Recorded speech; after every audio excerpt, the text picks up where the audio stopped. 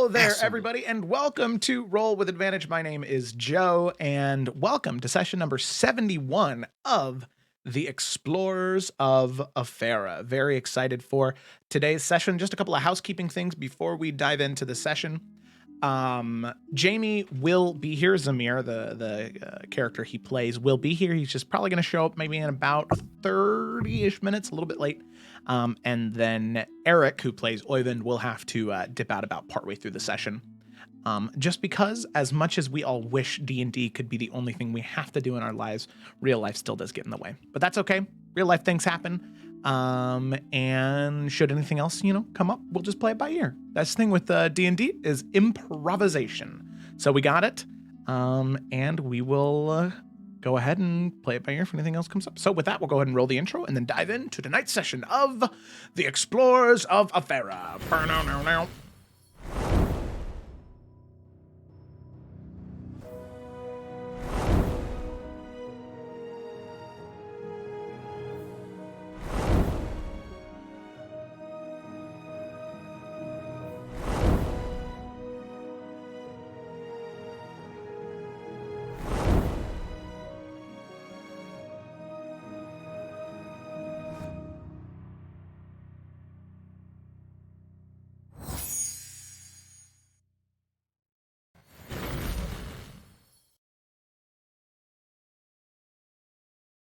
Yeah. Wow. All right. And we are back. That's very interesting. Love to check that out. That sounds really cool. So Come to Boston, Joe. God, I want to go to all of the places where my friends who I play D&D with are. Some places sound cooler than others, like no offense, LS, Idaho. I can't. No, I don't know why I live in Idaho, so it's fine. Yo, it's lit over here in Virginia, dude. Oh. We got good food though. Lots of good restaurants. See, and that's I'm honestly, food is one of my favorite things, so that's a good enough reason. All right, cool. Wait, I got something to while do. we're plugging stuff, can I do a quick plug? Yeah, please. I want to plug the wonderful artist of RWA, River, with River_draws_D&D on Instagram. She did a lit version of literally everyone on Efera, but specifically I'm biased because the one she did for Oyvind is absolutely wonderful. Oh my so God. check her out. She's been doing wonderful art for RWA and is a part of the group as well. So put your picture in chat so people can see. It'll show up on stream. Boom. Look at that. I got you, Eric. Thank you. Boom. Look at that. It's very fun. Is that popping up there? Oh yeah. I love this so much because it's so It is so Oyvind. Like, honestly, when I saw it the first time, I forgot that it was a head wrap. I thought that it was almost like a Santa like cap, and I was like, that also a little nightcap. Yeah. He's a little sleepy. I know. Yeah. He got woken up for battle. Yeah. I love it's great because his current arc is I'm gonna leave because I'm terrified and a coward. Yeah. Here we go. Which is a great segue into diving into all of our characters. So with that, as is tradition here on Roll with Advantage, I do not do the summary. I have the players do it. It is a handy dandy tool for me. They're very helpful. They're very nice. I appreciate them greatly. So with that, let's go ahead and dive in with the summary. So LS, whenever you're ready, take it away. Bear with me, my throat hurts and I lost my voice for like a week. The last session, which was our 70th apparently, was it really? I thought it was our 69th for some reason. No, 69th was the previous one. It was the one where Morganax came back, which is funny. And she doesn't even appreciate it. So everyone woke up in the Casa tribe. Does this city have a name, or is it just the Casa tribes? It is the hidden city of Sador. The hidden city of Sador. Yes, I knew that. Alex spoke to Chief Shania Twain about getting help and unifying all the tribes in the upcoming war to come. Rolled pretty well and was very convincing. And Shania Twain let her know that she would indeed have her support in what was to come. in the trial and with the other tribes who might question her judgment or her ascendance to leadership, if you will. Rest of the group had, all the group had breakfast together except for sad boy Torin, who sat on the roof and was sad. Varnas came to check in on him and tried to rally him, and Torin was like, I just need some me time, and it's okay if you tell the group why I'm upset. So over breakfast, a lot of talk. Zamir recounted his experience in which he was transported to a possible future where the Wardens of Efera and a couple of other people you may know went up against the Dark One, and spoiler alert, we fucking lost. Lost one. Feels bad, man. Feels bad. Morganix was readjusting to the land of the living, and I think she shared some of her experiences. Mm-hmm. Yeah, I'm a little fuzzy. Yeah, I've been sick. I'm sorry. It's okay. And Varnast explained to the group what was going on with Torin. So they talked about, has the plan changed? And no, in fact, it has not. Korvac needs to fucking die, and he needs to fucking die yesterday. So then Ovind went to try and cheer up sad boy Torin, and they had the big, we're all going to help you and you're not alone kind of talk. I'm reading Eric's notes, and apparently Ovind fell off the roof and ruined a family. Oh, I do remember that. He ruined a family's breakfast. Yes. Yeah, that's canon. Yep, I remember now. I'm sorry. I'm on a lot of Benadryl. It's okay. Zamir went through the streets and found a vendor selling Takirian wine, so he'll be at full mast for at least a week. Purchased I think the entire. I don't understand. Nope. Nope. Keep going. No, I'm sorry. Was that me? Well, No, keep going. I understand, so Please, no, just get going. Please say. Please. Say. No. I beat so.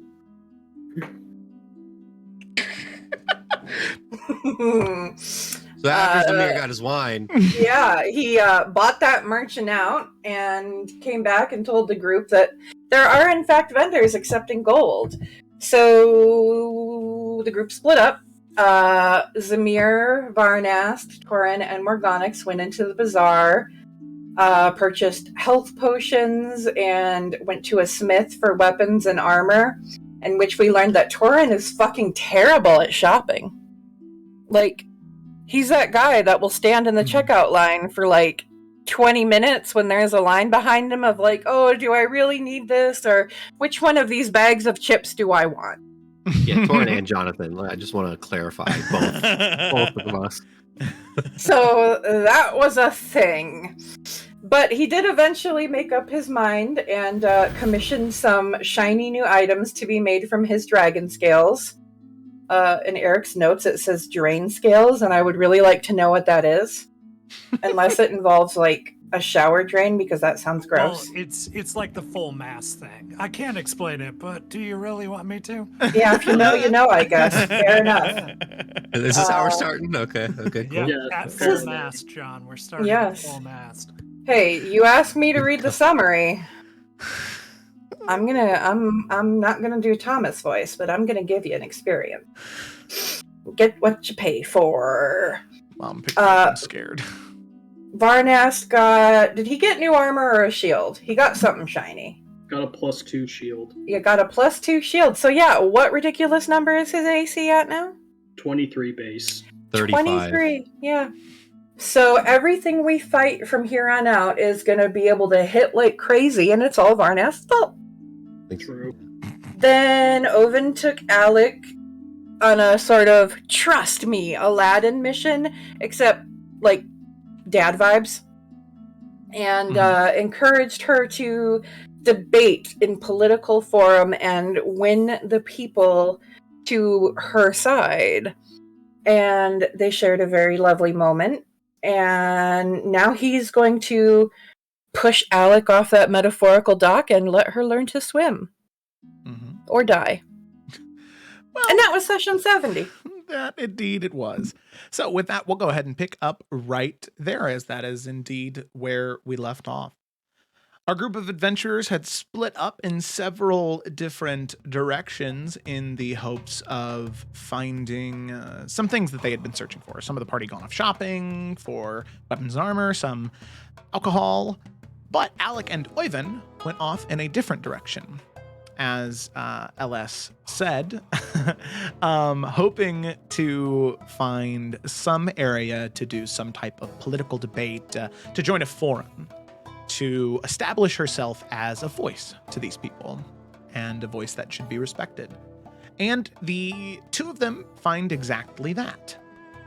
As they're making their way to the Great Library of Sador, an area where outside of the library itself, there is this large, and last week I said atrium, but it's really more of like a bit more like an amphitheater, I guess I would say, where there's seating all around the entire area, and then there's sort of this central platform in the very center of this theater, or sort of staged area, where it seems though debate can be had in a very, very public forum.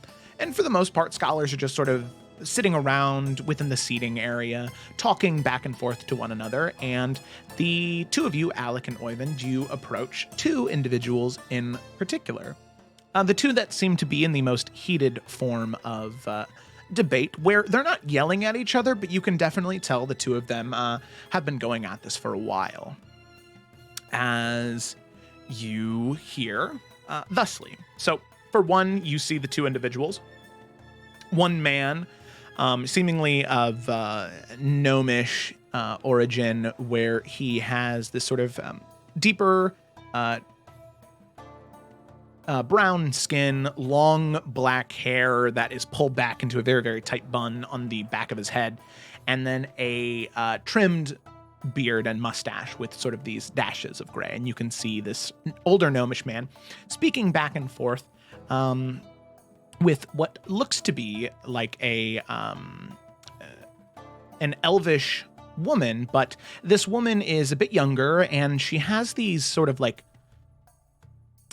primordial flame influences on her appearance. Not to the same extent as Chief Shanai, where obviously she was a fire genasi, but this woman in particular is definitely kissed by flame in some way. She has this sort of bright, fiery, red, vibrant hair, and has the same sort of darker skin complexion as the man that she is sitting in front of. And the two of them are debating back and forth, and you can hear the older gnomish man say, "Well, I think that what is only appropriate is the respect of tradition. Of course, I understand with the introduction of new people to our culture, there will always be changes that need to be made. Of course, I understand, but we have to respect the way that things have been thus far. For you to propose otherwise, well, that is honestly and frankly, I think, an affront to the pillars that we have bound our society to." And you can see the woman sort of think for a moment and respond, "But you have to understand, I'm not disagreeing that we should stick to what our society finds valuable. I'm saying that we expand it. If there are foreigners who come to our land, if they do come to see us, and if in the case of these individuals who have recently come have helped so much, then why should we not welcome them in? Even if there may be a few bad apples in the bunch, I don't think that that's necessarily a bad thing. To think how much we could grow, more so than what we've done in the past several hundred years. To grow exponentially, that could only be good for our people." No, you are misunderstanding. You yourself said, bad apples in the bunch. That is the saying. One bad apple spoils the bunch. What happens? Can Alec hear this? Yeah, Alec and Oyvind can both hear this. Okay. Alec will approach. Kind of every now and then, just kind of looking over her shoulder at Oyvind. And she'll kind of look at the gnomish man, and she'll say, conflict creates opportunity and progression. It doesn't always have to lead to violence. And he kind of looks to you. Oh, Alex Silverfoot, right? And Oyvind Aki, I believe were your names? Exactly. Oyvind Aki. Oyvind Aki. Sorry, my dear, what did you say? Well, I was just responding to what you said. I mean, it is important for people to not hide away from growth, even if you're worried that conflict could come from it. Conflict creates opportunity, progression. If you don't face it, you face the risk of... Back home, we used to say you would just run in place. You would never get any farther. Not necessarily move backwards, but standing in the same place is not any better. See the elvish woman kind of look down at the gnome and like, well, Omari, what do you have to say to that? I have a chief on my side. Before our friend speaks, I do say, Alec, those were very strong words. I do believe you have a great point, and Oyvind is going to give bardic inspiration to Alec. Oh, bless up. Bless up. Oh, and then tap you on the shoulder and go, you got this, and cast guidance on you as well. Because I don't play fair. That's okay. All right. So you can see the gnomish man. He kind of like adjusts his that now his name is Omari. You can see him kind of readjust the clothes that he's wearing. This sort of long attire, this sort of deep charcoal gray cloth with this deep red sash going across his side and then tied around his waist to sort of cinch it. The gown itself is sort of trimmed around the calf, having the lace sandals on that he does. He turns to you and then stands up and says, well, so then, you think it is a good idea to welcome in this because conflict leads to growth? Correct. It's a very good point. I hadn't thought about that before. Tell me, in situations related to conflict leading to growth, who tends to be the people who grows in those situations? Well, if it's handled correctly, both sides should be able to grow from it. If one side is benefiting from another, well, that's not progress. That's being taken advantage of. I've watched this happen with my own eyes. That's a very good point. Both sides should be able to contribute to whatever it is at hand. It's a give and take. If someone is taking more than they are giving, then that is unfair. Don't you agree? Of course I agree. But my problem comes with keeping people accountable. Look, in any system or any government that has existed, there's always going to be a small group of people that are able to weasel their way into leadership and begin to influence the choices that have significant ramifications for typically a minority of a group of people who are then pushed out and then no longer are allowed to have their voices heard. So then, I have no problem at the end of the day with broadening our horizons, but to make sure that we aren't being used and abused. That is something that I care very much about. So if you have a solution for that, then maybe I may change my mind. Well, is that not what we do? Is that not what Efera and people are supposed to be good at? We have chiefs and tribes. We have chiefs who look over those tribes and watch over our land, but we have a council. We have a group of people to check in on each other, to balance out decisions that are made. At least within my people, yes, the chief makes the final decision, but they have others, elders, to consult. They speak to people. They don't just hide away and just pretend everything is okay or ignore issues. You have to talk to people to find out what the problems are. You have to have an open mind. You have to have a group of people you can rely on and speak. Alec kind of looks around at this, like, I guess more intelligent group of people. Is that not what you're doing right now?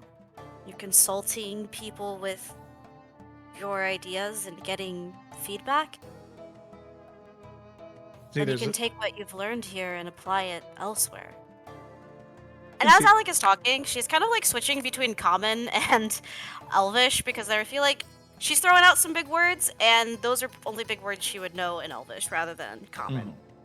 Yeah. Kind of going like a Spanglish going on. Yeah, and you can see that even with Elvish being one of the languages that Alec is speaking, you can see that anytime that they hear it, from this point on, the Cassian man, in fact, any of these people will just speak native Eferan back to you, which, even though their regional dialect is different, being from the Bloody Mesa, it's still something that Alec is able to understand and something she's able to speak very fluently. So you can see Omari sort of nod his head, and the other woman sort of look down at him and say, in a native Eferan, of course, "Well then, I think that you may be, I think you may have been outmatched, Omari. Well, now, wait. So, being the forward thinker you are, then, Chief Silverfoot, in order to keep these people accountable, you have the Council of Elders to advise a chief. It's all very well and good, but what about an election, then? Same as how the colonists to Efera run things, or the Thoralians to the north. How do you think we should live as them? Let the people have a say, let the people vote for who their leader should be, as opposed to a birthright? You see Alec kind of think for a second, thinking about her own situation.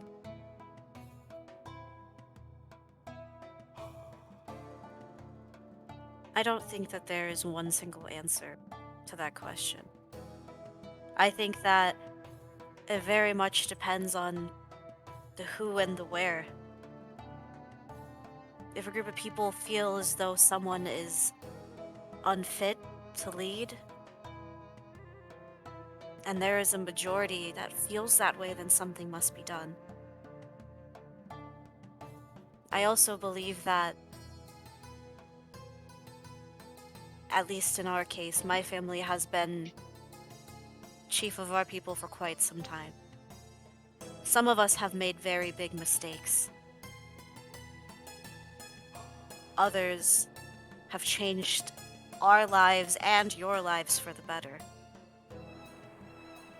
In All's Crossing, there was an election. We put it to vote to see who would help lead and guide from not just the Eferan side, but the colonist side as well. And it worked out well. But at the same time, a former chief remained in her position. So sometimes there is crossover between birthright and a vote. There is no black and white when it comes to things like this. Everything should have special consideration.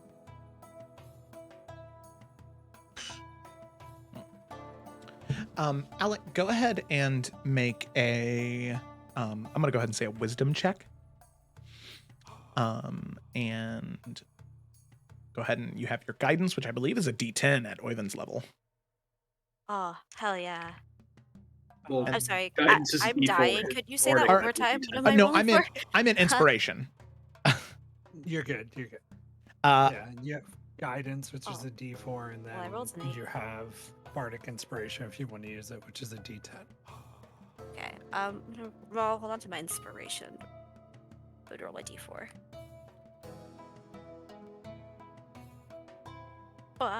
Inspiration is one of those things you can choose to add later. You don't have to roll it up front. You can wait and see what your roll is. Oh, I rolled an 18, so I want my dirty 20.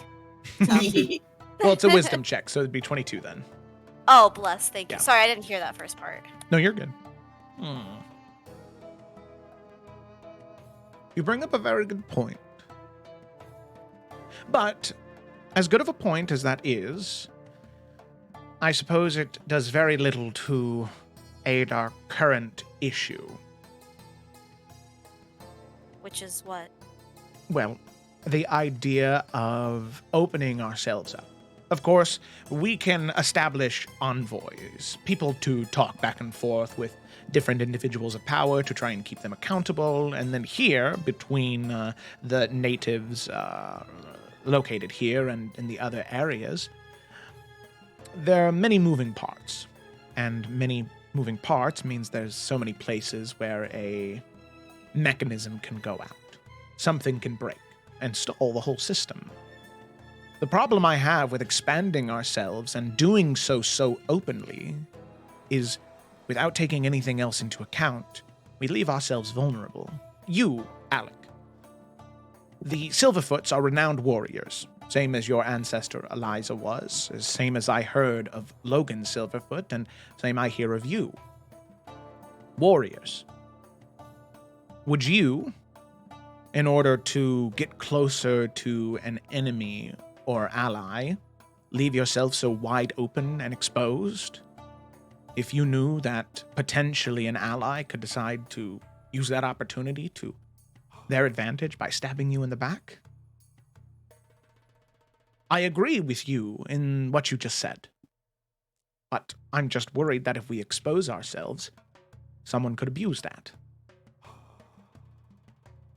You see Alec had to, like, narrow her eyes for a moment.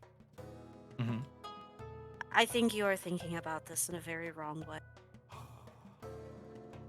This isn't a machine or some type of mechanism. We are people. We are living and breathing. And sometimes, say even in battle, you have to leave yourself exposed. Because you know the next attack is going to be even stronger. If you don't take the risk, you'll never know what was there. You're missing an opportunity. Vulnerability comes with it. And if you can't accept being vulnerable, then you might as well stay in the darkness.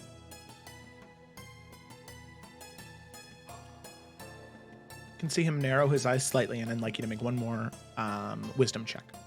I'm gonna put my inspiration on it.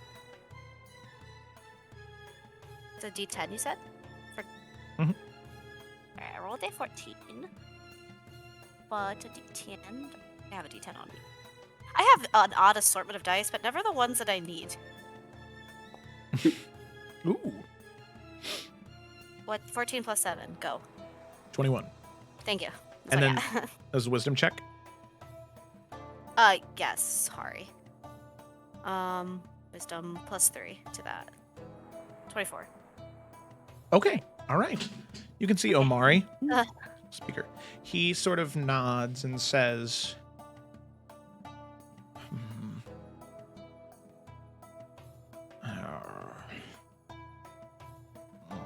I think you may be right.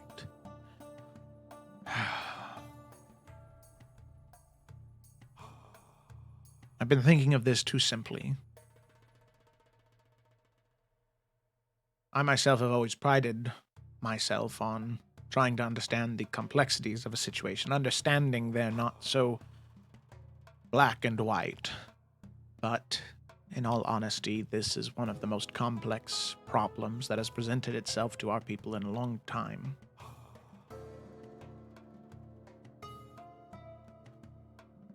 I still stand by that the process should be slow, that we should start by expanding ourselves out there and then revealing ourselves.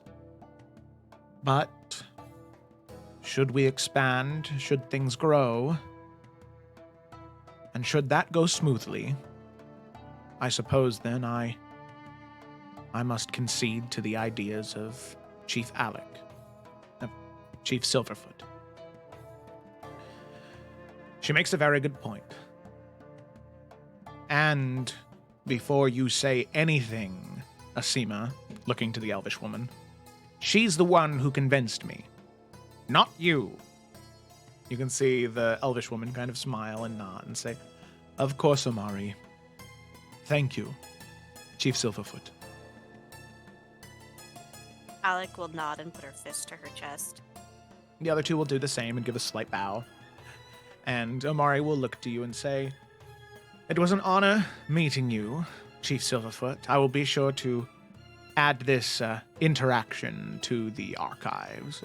It's important for us to make sure that any notable interactions of the chiefs with any of our people, we keep those notarized in our archives." It was... Alec looks really confused at that, maybe a little, red, okay. Oyvind will look at Alec reassuringly and nod that this is fine.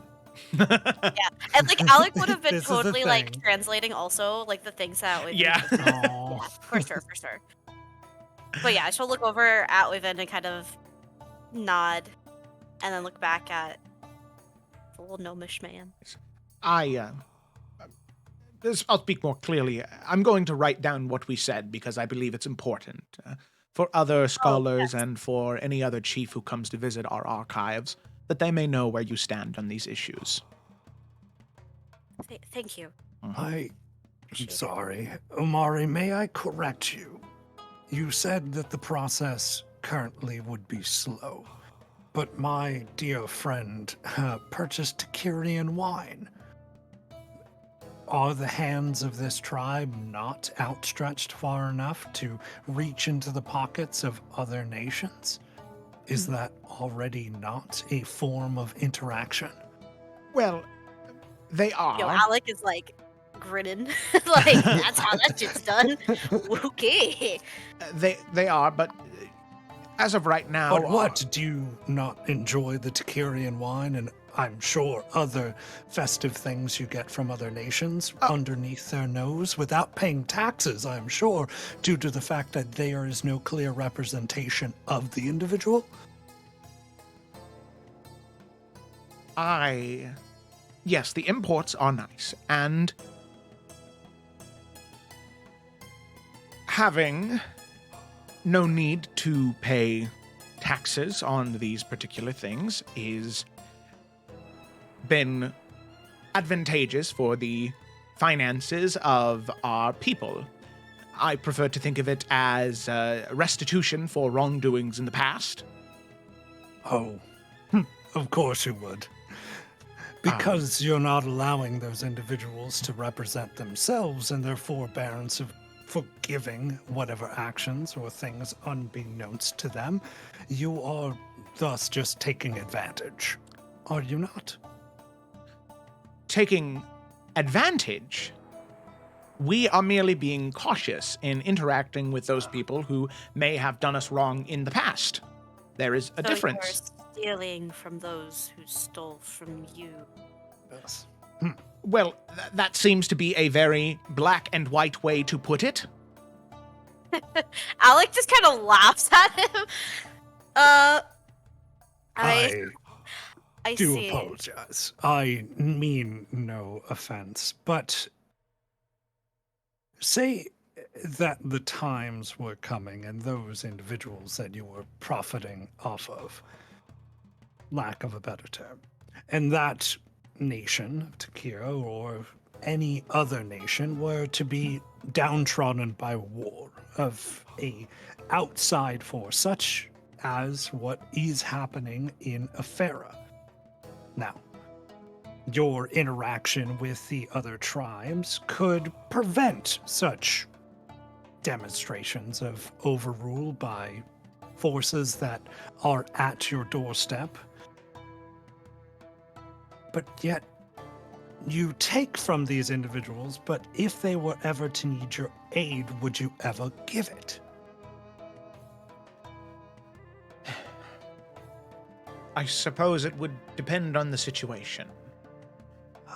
If you could profit from it, I understand. That is not what I said at all. No, of course it wasn't. But that is how it's going to be viewed.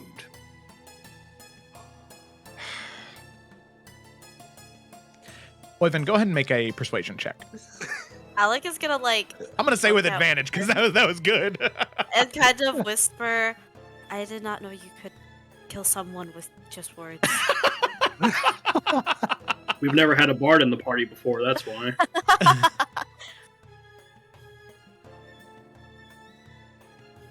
23.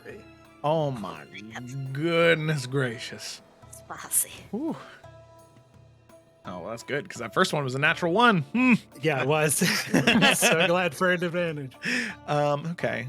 Kind of nods and says,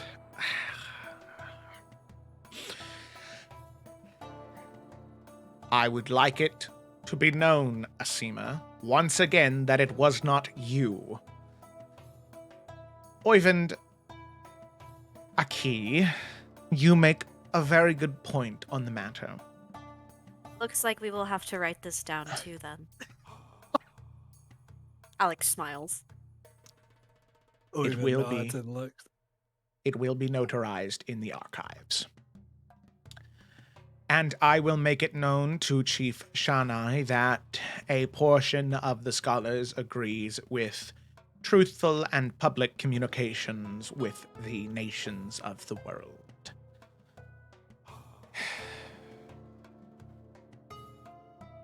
Well, I hope the two of you have a wonderful rest of your stay in Sador, and should you need anything else, there are many scholars in this college who would be more than happy to assist you. Yes. Here, on me. And he hands some coins to them, saying, I hear there's a wonderful spa around here. Maybe you could relax and take it easy. You need the rest. Thank you. He takes the money and he sort of turns around and he walks down the steps back towards the college area. Alec looks at Oyvind and, like I said, she has this grin on her face. I did not think speaking could be so fun. See, it is a matter of finding what their offense is and showing them that what they feel is doing right does harm. And it's all about perspective. How others see something isn't always the way they see something. But you are a quick learner. I try.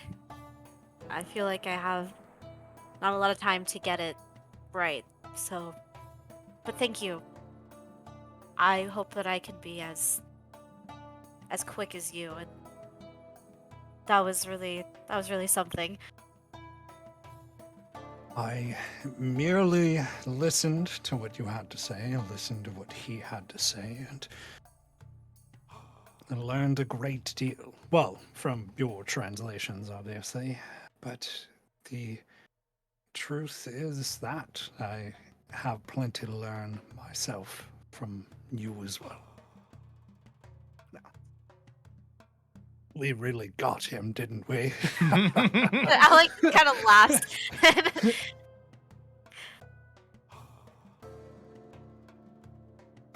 Okay. Alrighty. So with that, as the two of you celebrate your victory and head off in any particular direction, where's the goal? Are you heading back to the party in the Blazing Bazaar, or are you heading back to your abode to rest for the day? I think Oyvind would like to pick up something at the bazaar. Okay. Heck yeah, man. Okay. Alrighty. So with that, you begin heading in that direction.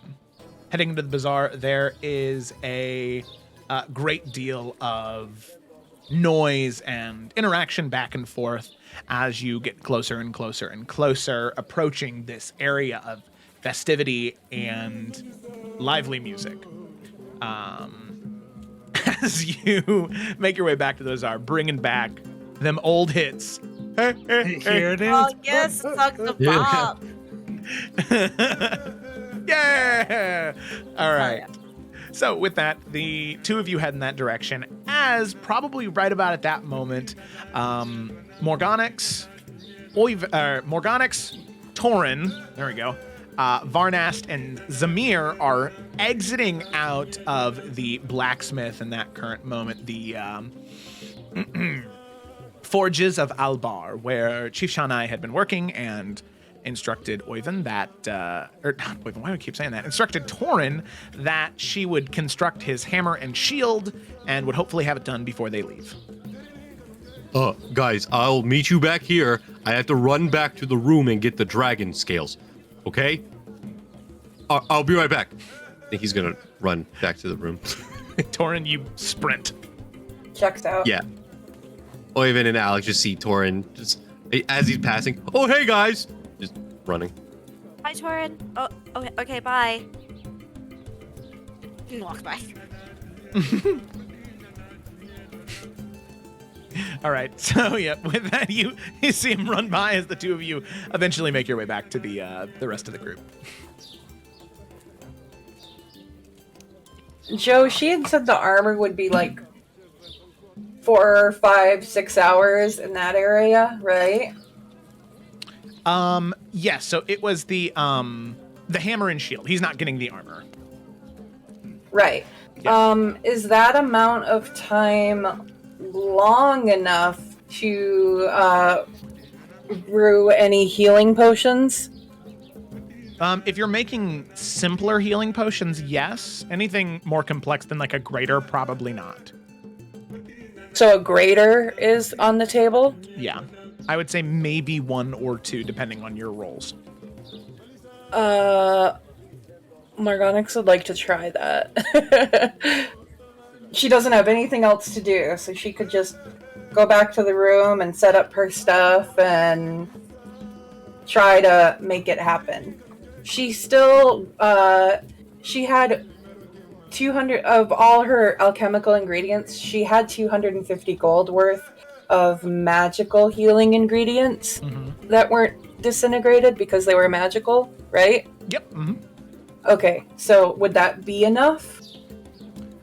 Yeah, I'd probably say that she could make 2 from that, yeah. If, of course, rolls being right. good enough, yeah. We'll see if she even gets 1. Yeah.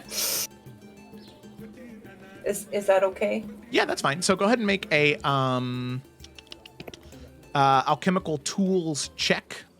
Okay, I think we decided that was either a wisdom or intelligence roll with proficiency. Yep. Which do you prefer? It's up to you. Because you can make the argument that somebody could use wisdom or intelligence to brew potions, so... Okay, my wisdom's 1 better, so... what is our proficiency's +4? So, okay, +7. Roll. Okay. Hey! So, yeah. All right, so yeah, I'd say that you successfully brew 2 greater healing potions in the time that you have. Does that use all my stuff? Yeah, that would use all your stuff. That's fine. Thank you. But there's no mystery effects to either one of those potions. Yeah, I wasn't expecting to get 2, so that's great. Are we like? Can Alec look for something as well? Yeah, sure. So, as you reunite, you can see probably then Morgonix and Torin both peel off from the group a little bit. Morgonix a little more chill about it. Yeah, definitely. She's not sprinting back. She would explain herself. I think I'm gonna go try to make some potions, and mosey on back. Yeah. Alec would kind of like walk past like Varnast and just say, I did a really cool thing. And then she'll walk away to go shop. Wait, what did he say? Is she covered in blood at all? No. No, she's actually like only has her face paint on today, and that's it. And what was that?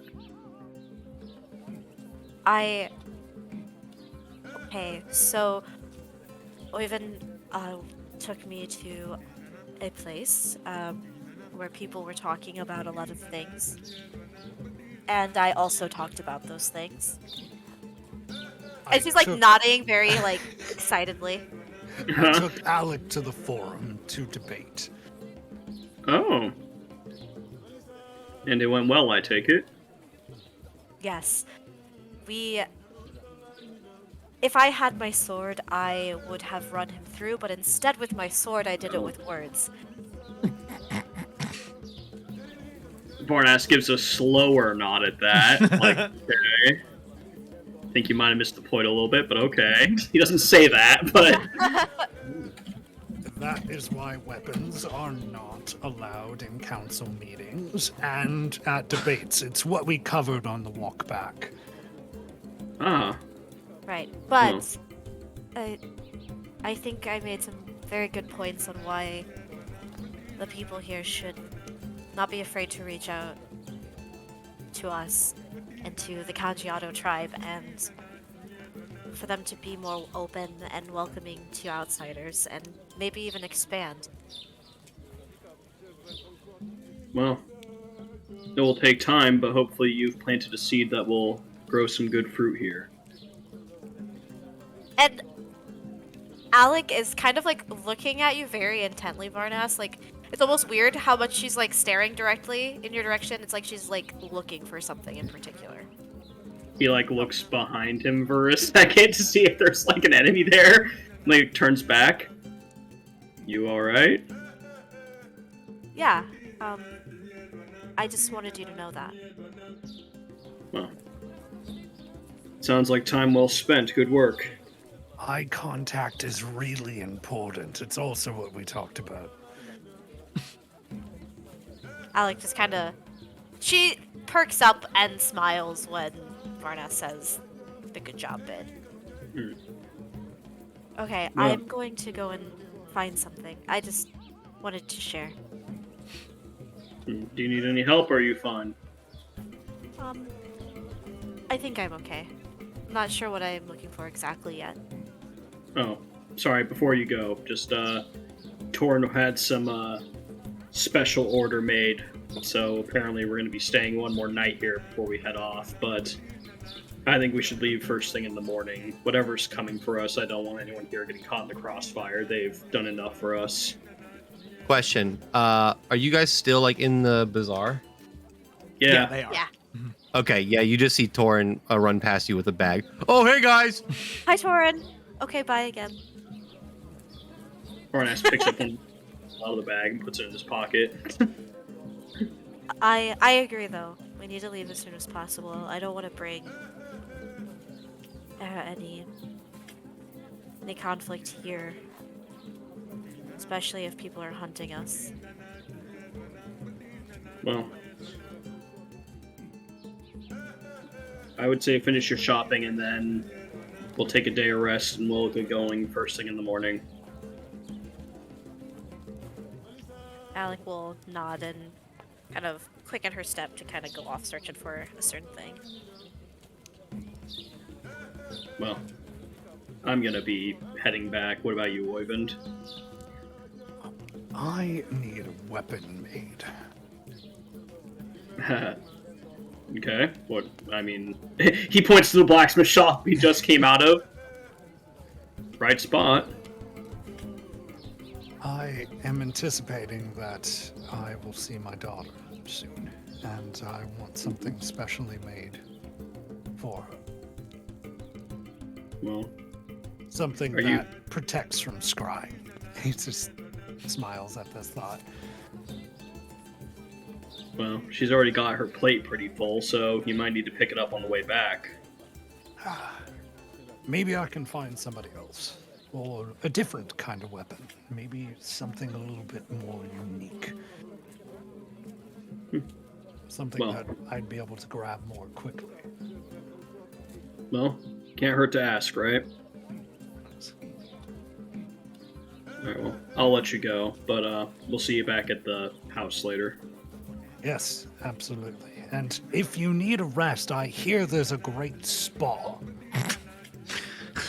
Huh.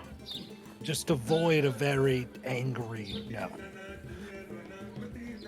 I will keep that in mind. He looks very confused for a second.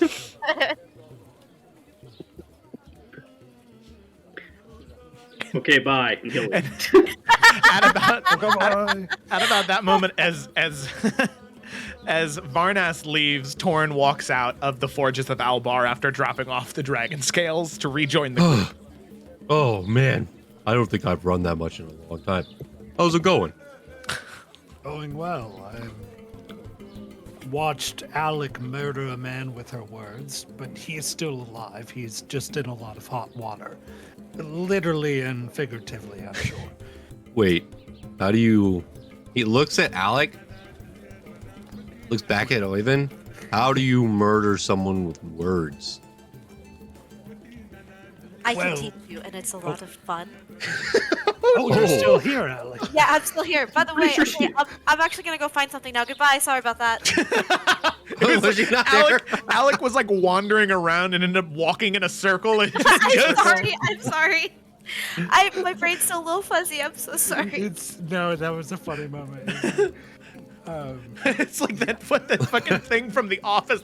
Oh fuck! When Angela appears behind Dwight. I just imagine Alec was behind everyone, John Travolta memeing, like, where do I go? How money work?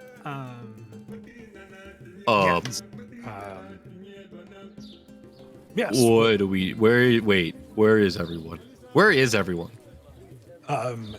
Well, Varnas went back to the main area.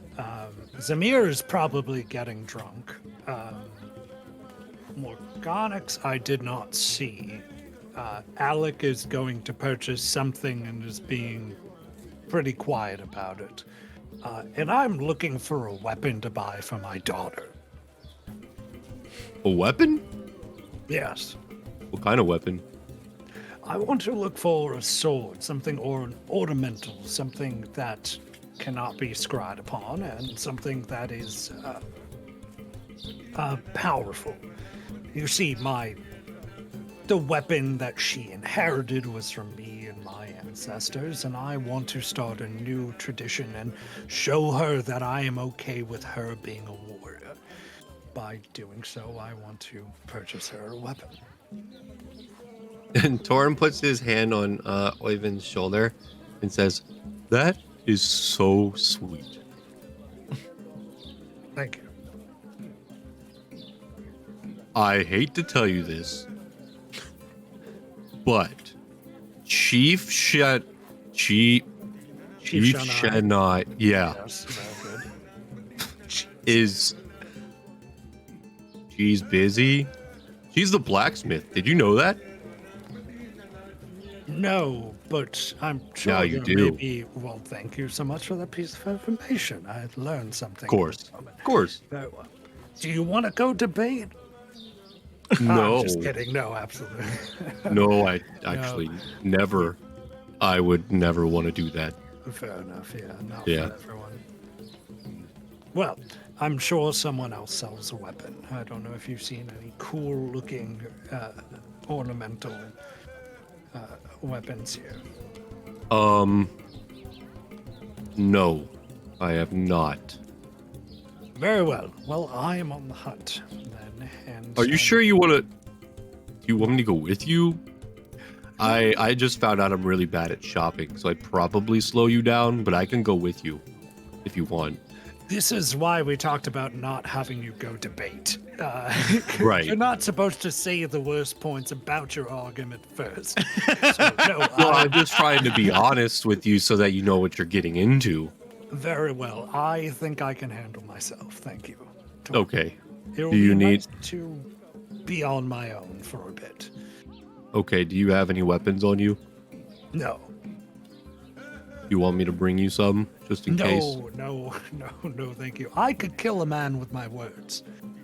Literally and figuratively. Wow. Okay. Bye, Torin. Well, all right. Bye. Torin's just standing there by himself. Well, I guess this is okay. He's gonna find a local hi, tavern Torin. or something. I'm here. Oh, well, hey. Hey. Hi. Hello. Wait, did you get your? Where'd you go? I was over there, but now I'm over here. Oh, okay. Ooh. Hi. How's it? How's your day going? I think it's going very well now. Now? Was it not before? What happened? No, sometimes I just doubt myself, but I feel good today. Hey. Doubt yourself? You're amazing. You're amazing, Torin. No, you're amazing. I think you're also amazing. Okay, so we're both amazing. Right. At this point, you hear Zamir say, I mean, I'm here as well, darling. Oh, hey, Zamir. As he's been standing there this entire time, uncharacteristically quiet. You're also amazing too. I know. Thorn's gonna take out like a cake or something that he got from one of the local vendors and start eating it. A cake? So that's something, I don't know. I'm also eating now. So I was using this as a moment. It's the local food pastry. We can say some type of fried food, like There we go. pretty much like a bear claw. Mm-hmm. So the call public forum were okay, but the cake is where you draw the line. Don't take liberties with my world. There is no cake. Sorry, Alec. I'll here, talk to Zamir real quick. I'll finish this. This is rude. Oh, that is okay. I was gonna go and find something. Wait, I thought you did. I did not find it yet. Oh, you want me to go with you? Only if you want to. Like I said to Oivan, I'm not sure what I'm looking for. It's kind of like unsheath her sword, and on the hilt, kind of like wrapped around, there's like a little, like river stone, and it has the symbol of the Casa tribes, carved into it. So this is from my home, and I wanted to find something here to add to it. Oh, that's really cool. Wait. Actually, that's a really cool idea. Can I come with you? Yeah, you can. I just think it's important to represent all of my people, especially if we can all be on good terms. Everyone can see that I am with all of the tribes. Hopefully. Well, I mean, honestly, I don't know any of this, but I agree. Alex smiles. Thank Just to let you know, I'm bad at shopping. So are you sure you want me to go with you? Because I might slow you down. I do not know how to shop very well myself. I Me often either. get strange looks for giving too much coin, but that is okay. We can be bad together. Oh, I'm actually pretty good with money. I can help you out to not give too much gold. If Okay. you help me out not to speak so much. I can help with both of these things. Okay, let's go wherever you wanted to. Alec will smile and nod very aggressively and start searching. I love these two together going to shop. This is a terrible idea. So yeah, like, so just to kind of like explain, Joe, Alec has like this piece of like hardy twine kind of laced around a larger river stone back from Cangiato, and it has the little squiggles of the water tribe kind of carved into it. So she's kind of looking for something that is representative of the people here to kind of add to her little charm bracelet for her sword, if you will. Yeah, and okay, so we'll get to that in a second. First, we're gonna hop to Oyvind with his goal, just because Eric has to leave in like 20 minutes. So we're gonna do that, and then we'll pop back. Good. So with that, Oyvind, you were looking for something very, very, very specific, some type of ornamental decorative weapon that had some type of proof against detection and location. Yes. Yes. Okay. All right. So where are you aiming to head? To just like the forge that Torin came out of, in the bazaar in the area? Where's Torin kind of his go-to first?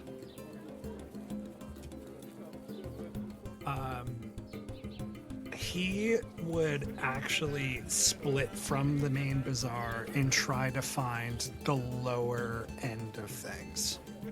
An area of the city that looks like it could use some extra gold or some lifting of spirits. Because while he waits for purchasing the weapon, I think he would also try to find ways of like giving back to whatever community he's in, and maybe even doing a bit of a show. Okay. All right. Go ahead and make a investigation check. Can I give myself guidance before I make this roll? Yes, you can. Cool.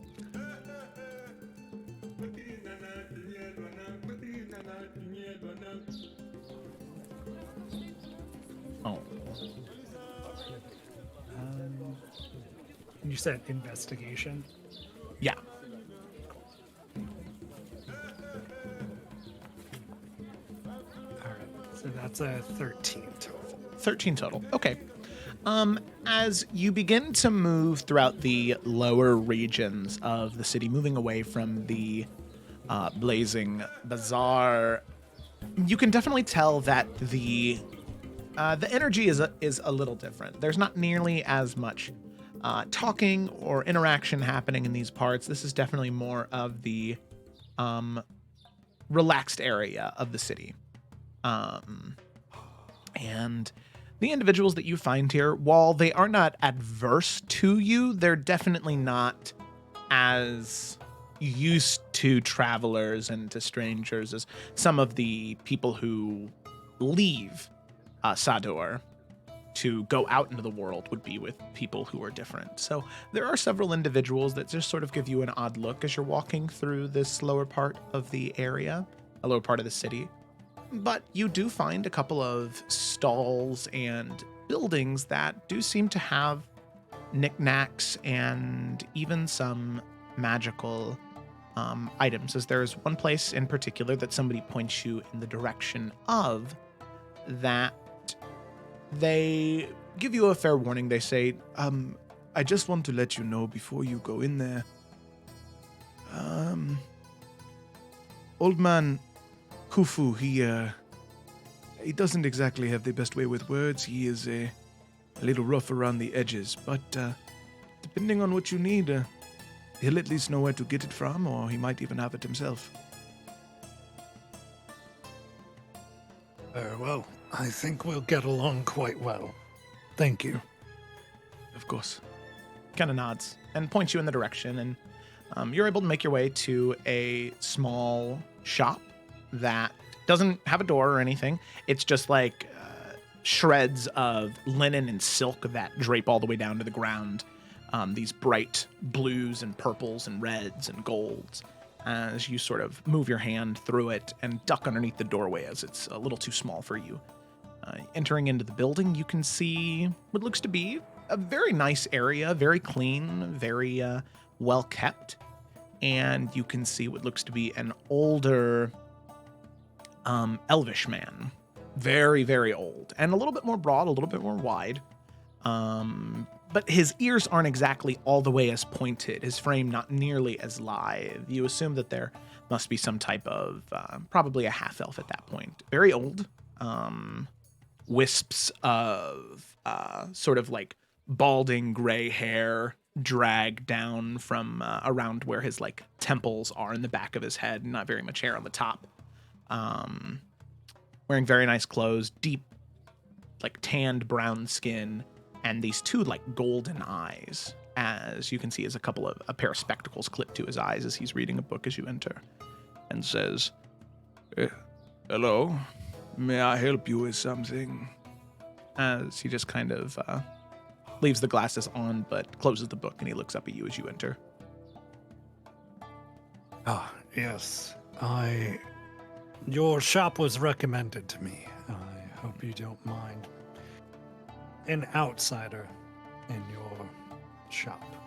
Well, considering what outsiders have been here lately, considering if it's true what you say, what they say you did, you are welcome to shop here. I am honored. People often enjoy the thrills of the high marketplace, but I like to try to find the smaller shops, the ones that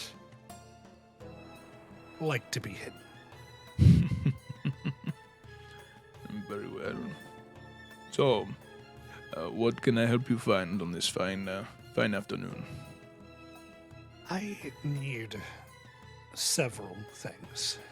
One, the most important, is I need a blade. Something powerful, but light-handed. An individual with finesse would be able to wield it quite well, but not needing a great deal of strength to do so. Something magical so that it packs a force when it's hit, or when you hit with it.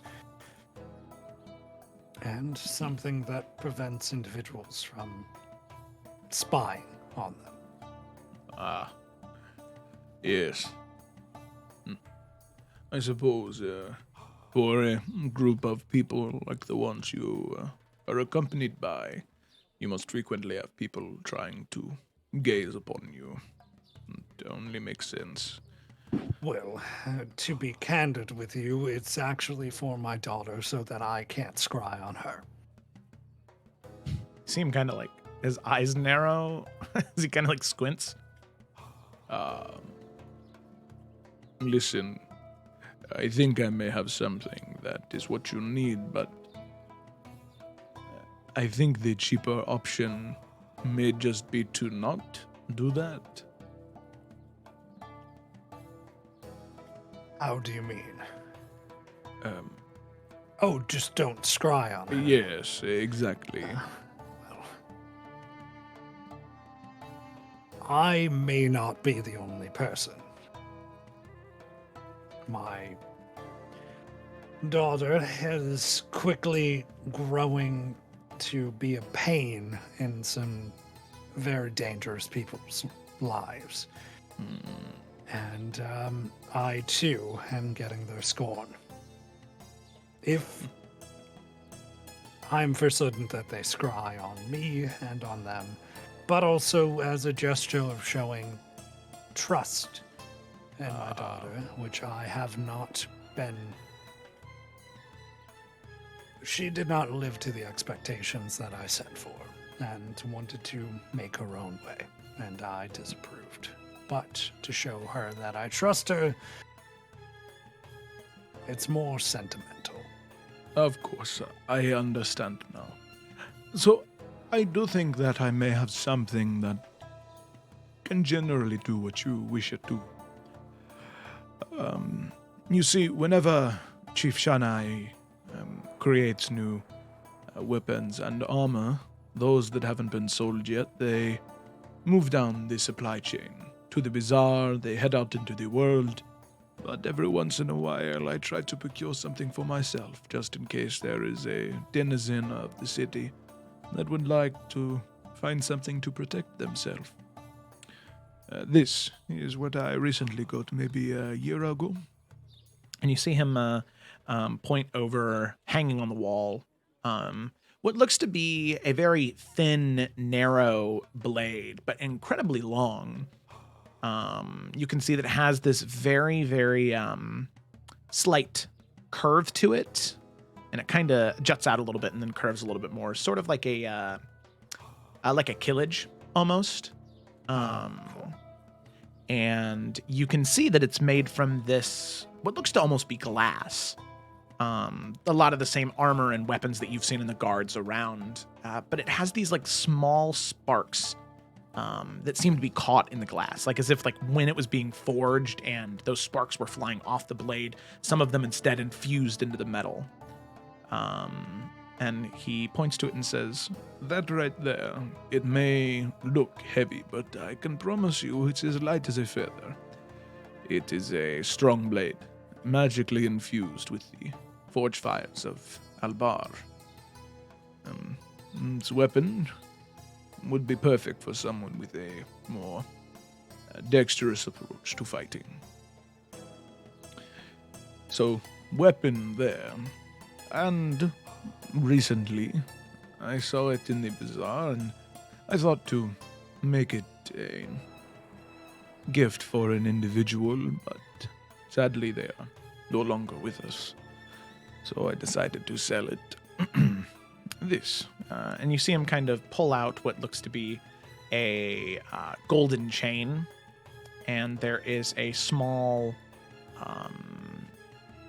emerald sort of encased in a golden casing that has these runes inscribed around it. You see this amulet. Whoever the wearer is, it prevents an individual from scrying upon them, peering into their mind, anything like that. What I can do for you is, don't let the runes describe you on the amulet. It is the gem that is the magical part. Should you be interested in both of these items and would like to purchase them, I'd be more than happy to set the stone in the pommel of the blade. That way, whenever this daughter of yours wields the blade, or has it close to her person, it will not only be quite the weapon to fight with, but it will also keep eyes away from her.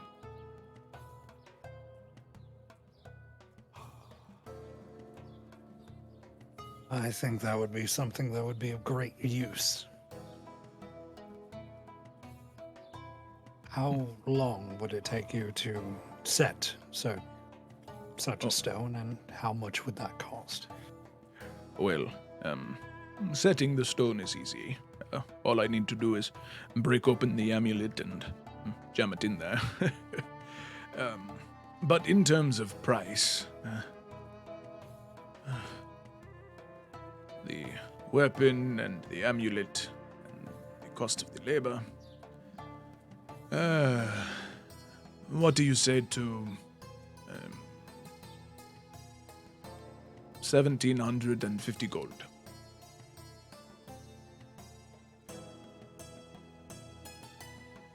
I think I could make that work. Well, if you'd like to wait around for a little bit, I could do it while you wait. Well, now, I was wondering about possibly other simpler items. I'm traveling with a group of individuals, and one in particular, I want to show my gratitude towards them. And they are someone who is currently working on their skills of persuasion, as it were. Is there any item that you have that possibly could, I don't know, silver their tongue a bit? as it were. Item. You see him kind of look around the shop. Something permanent like that, I don't believe I have. But what I do have, And you see him look around, and he opens up a glass case. As he sort of stands up, you can see that as he stands, he's actually missing almost one of his legs. He's been sitting behind the counter this entire time, and you see him move, and his entire leg is this like prosthetic, but it's that like obsidian, like ruby obsidian material. So anywhere he walks, it looks like there's a trail of fire that he's leaving behind as he steps and walks from case to case. here we are. As he opens it, and he pulls out a potion. This right here, it aids in loosening up the tongue, but not in the same way that an alcohol may. It gets rid of mental blocks, inhibitions like that. Makes it easier to persuade, to intimidate. I believe last time I got one of these, the person who used it, they were able to get themselves a higher ranking position in the academy. Well, the library, I should say. All they do there is debate anyway. So I made a promise I would never sell it to a scholar. You, being not from here, no problem selling it to you. And pretty much mechanically, is this potion has 3 uses. And each time you drink it for the next 10 minutes, it gives you advantage on all persuasion and intimidation checks. Very well, I will take one of those. Yeah, very well. What do you say to 100 gold? How about this? I will give you 2,000 for everything today. You seem to be an honest individual, and I'm sure the extra money will help you. Well, it's bad business to say no to more money, so okay. And he'll smile at that. And he'll take the money. Yeah, why not? I will knock off 2,000. All right, do it. Do it. Well, if I'm being entirely honest, that does help considerably. Needless to say, with the bazaar growing day in and day out, less and less people have been coming. So this does help considerably. Thank you.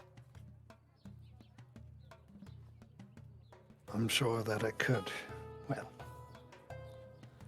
if you're in the upper area this evening, my adventuring party and the people that I am with will be staying up there, and I'm sure we'll be getting up to more than likely some drinks and food.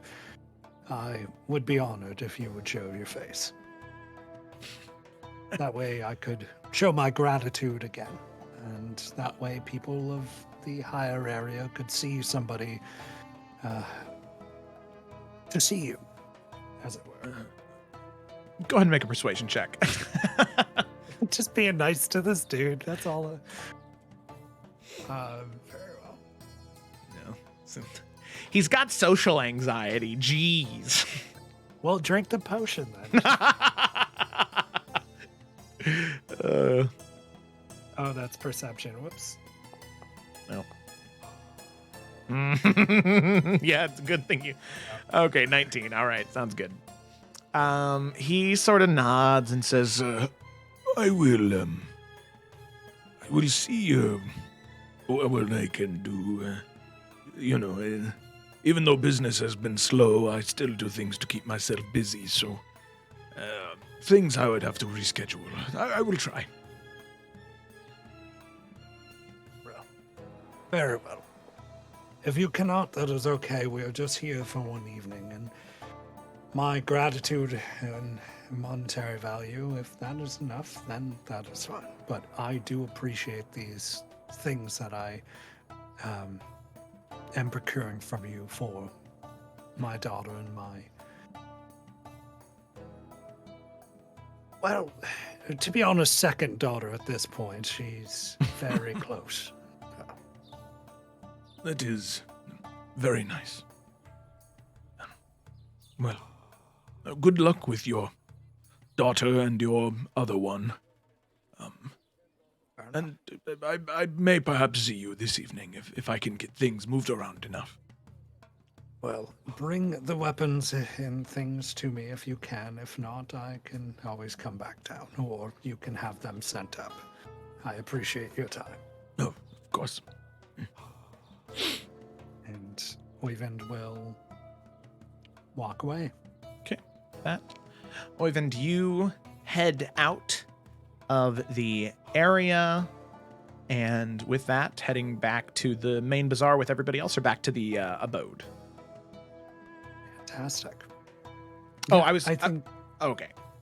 Oh, I think he would just go back to his room and do some rituals and possibly walk around the town and do some random performance stuff. And I think for that, I'll just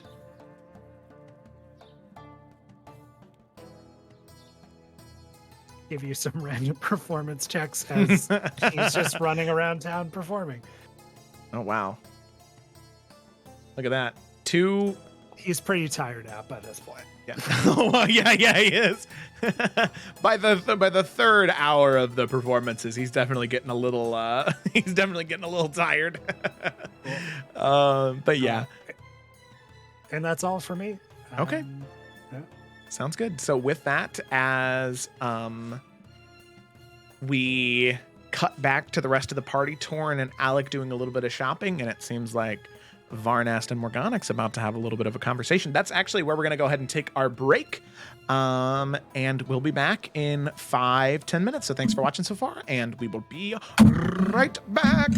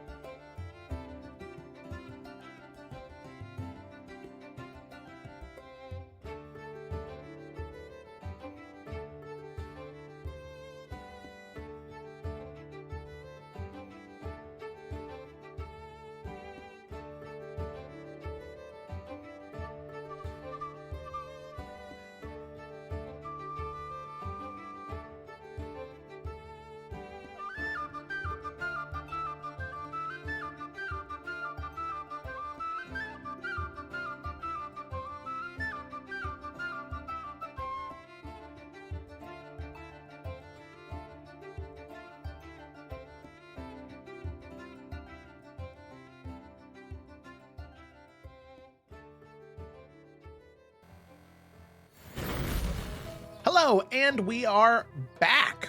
All right, let's go ahead and dive into what we have left for our session today. So picking up right where we left off, our group of adventurers had found themselves in the hidden city of Sador, the hidden city of the Casa people. A group of individuals, part of a nation, part of a continent, a group of individuals that had thought to be long extinct, long gone. The party realized, well, was not. And session by session, they've been discovering that this culture is actually more alive and more vibrant than they ever thought it would have been when first thinking about it and first debating on going into the Bloody Mesa to begin with. After some trials and tribulations in order to bring back their friend Morganix from the dead, successfully returning her to them, they decided to embrace the cultural life that was here and decided to do some shopping before they set out on the final leg of their journey in the Bloody Mesa. Before they set out in an effort to find the Bloody One's home, where Korvac is, where his supposed army of gnolls may be, and get some revenge and put an end to his nefarious plans in the continent of Efera. But before we can get there, the party still has a fair bit they'd like to do in Sador. So with that, we'll go ahead and cut straight to, heck yeah, man. So with that, we'll go ahead and cut straight to Morganix and Varnast, as Morganix currently in the process of brewing your potions. You can see. Yeah, she's sitting on the floor with her alchemy supplies like Hermione Granger in the girls' bathroom.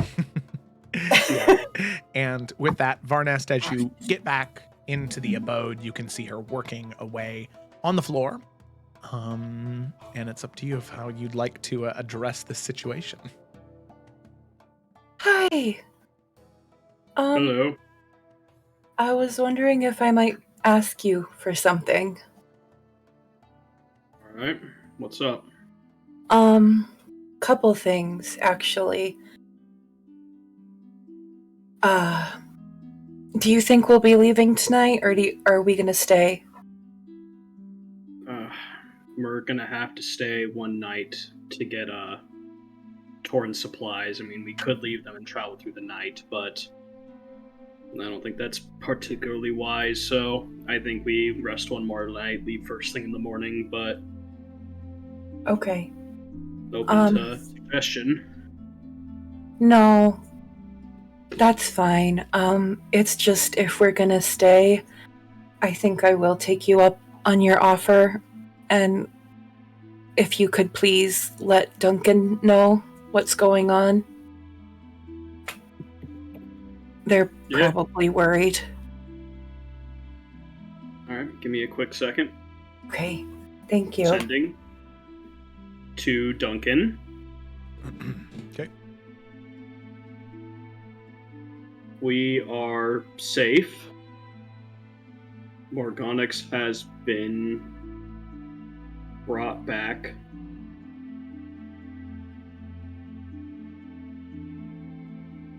Just wanted to make sure that you're all right. We'll be leaving tomorrow morning. We'll call it there. With 5 words to spare. Nice job. Thank you. Duncan will respond and he'll say, Well, that is great news to hear, my boy. Needless to say, I think I may have come down with something out here. I'm feeling fine, but I'm glad to hear she's all right. And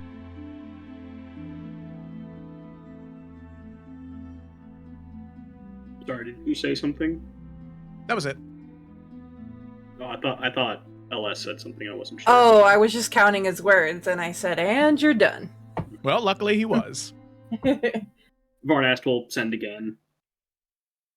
I'll see what I can do for you when I see you tomorrow. Just rest until then. That's the plan. Was that under 25? Sorry. Costs are 5 words each. I swear I'm only trying to be helpful. That's okay. I'm just kidding. He'll look back to Morganix. They're still out there waiting. Glad to hear that you're back.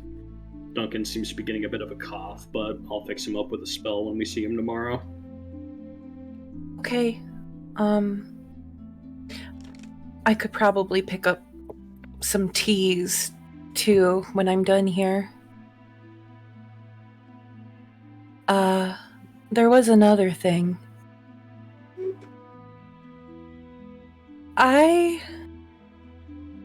We need to fight Korvac, and I want to fight and defeat Korvac. But the idea is a little scary. I don't think that's entirely unreasonable considering, but I can't heal myself other than once, and it's a paltry thing. I was wondering if you have the spells for it some night, if you're not tapped, if you could put a major healing spell in my ring for me. And you're the best healer we've got, but you are also incredibly powerful in combat. So maybe I could be more helpful with that.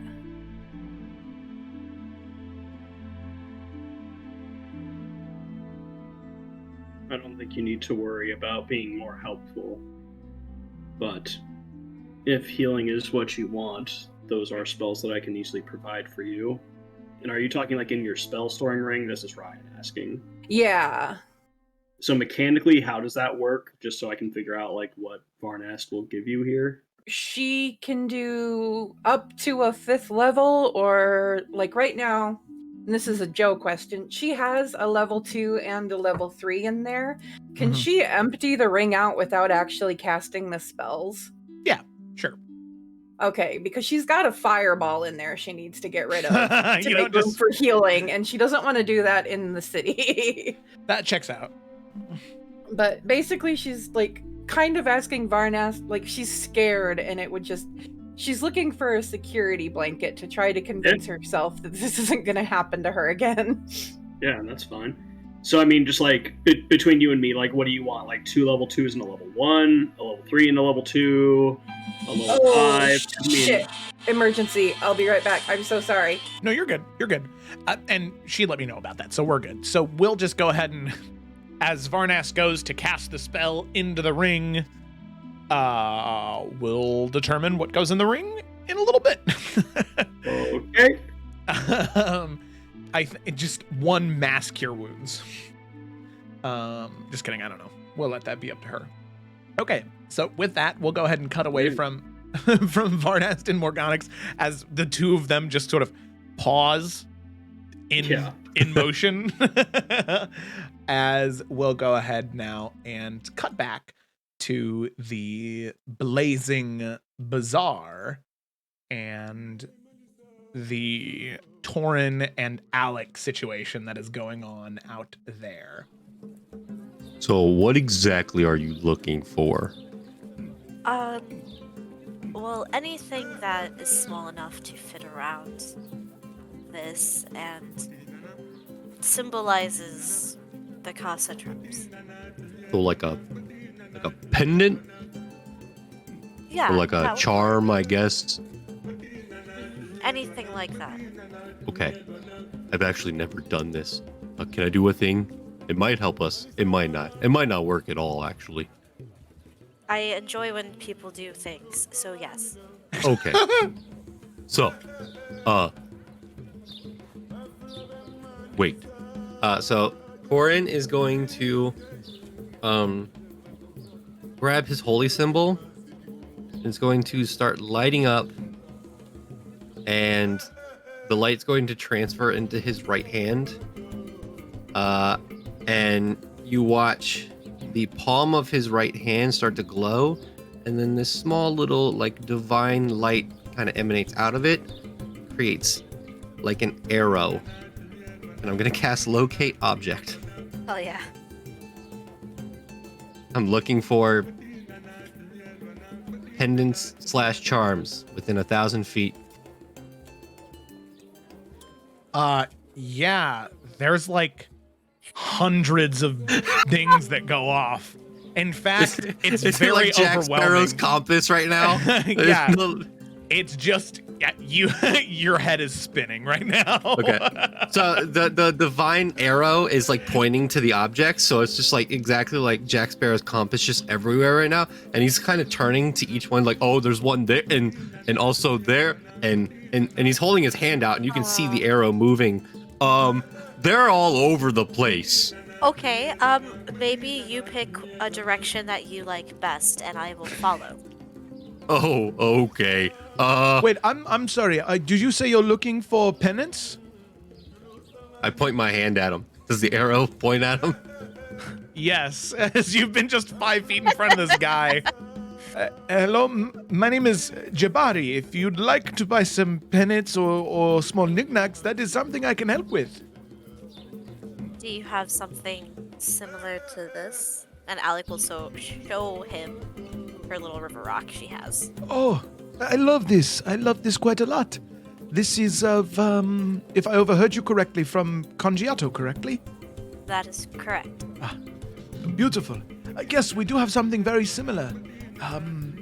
So, the symbol of the people of the Casa tribes is that of a bird with its wings outspread on a red background, trimmed in a gold color.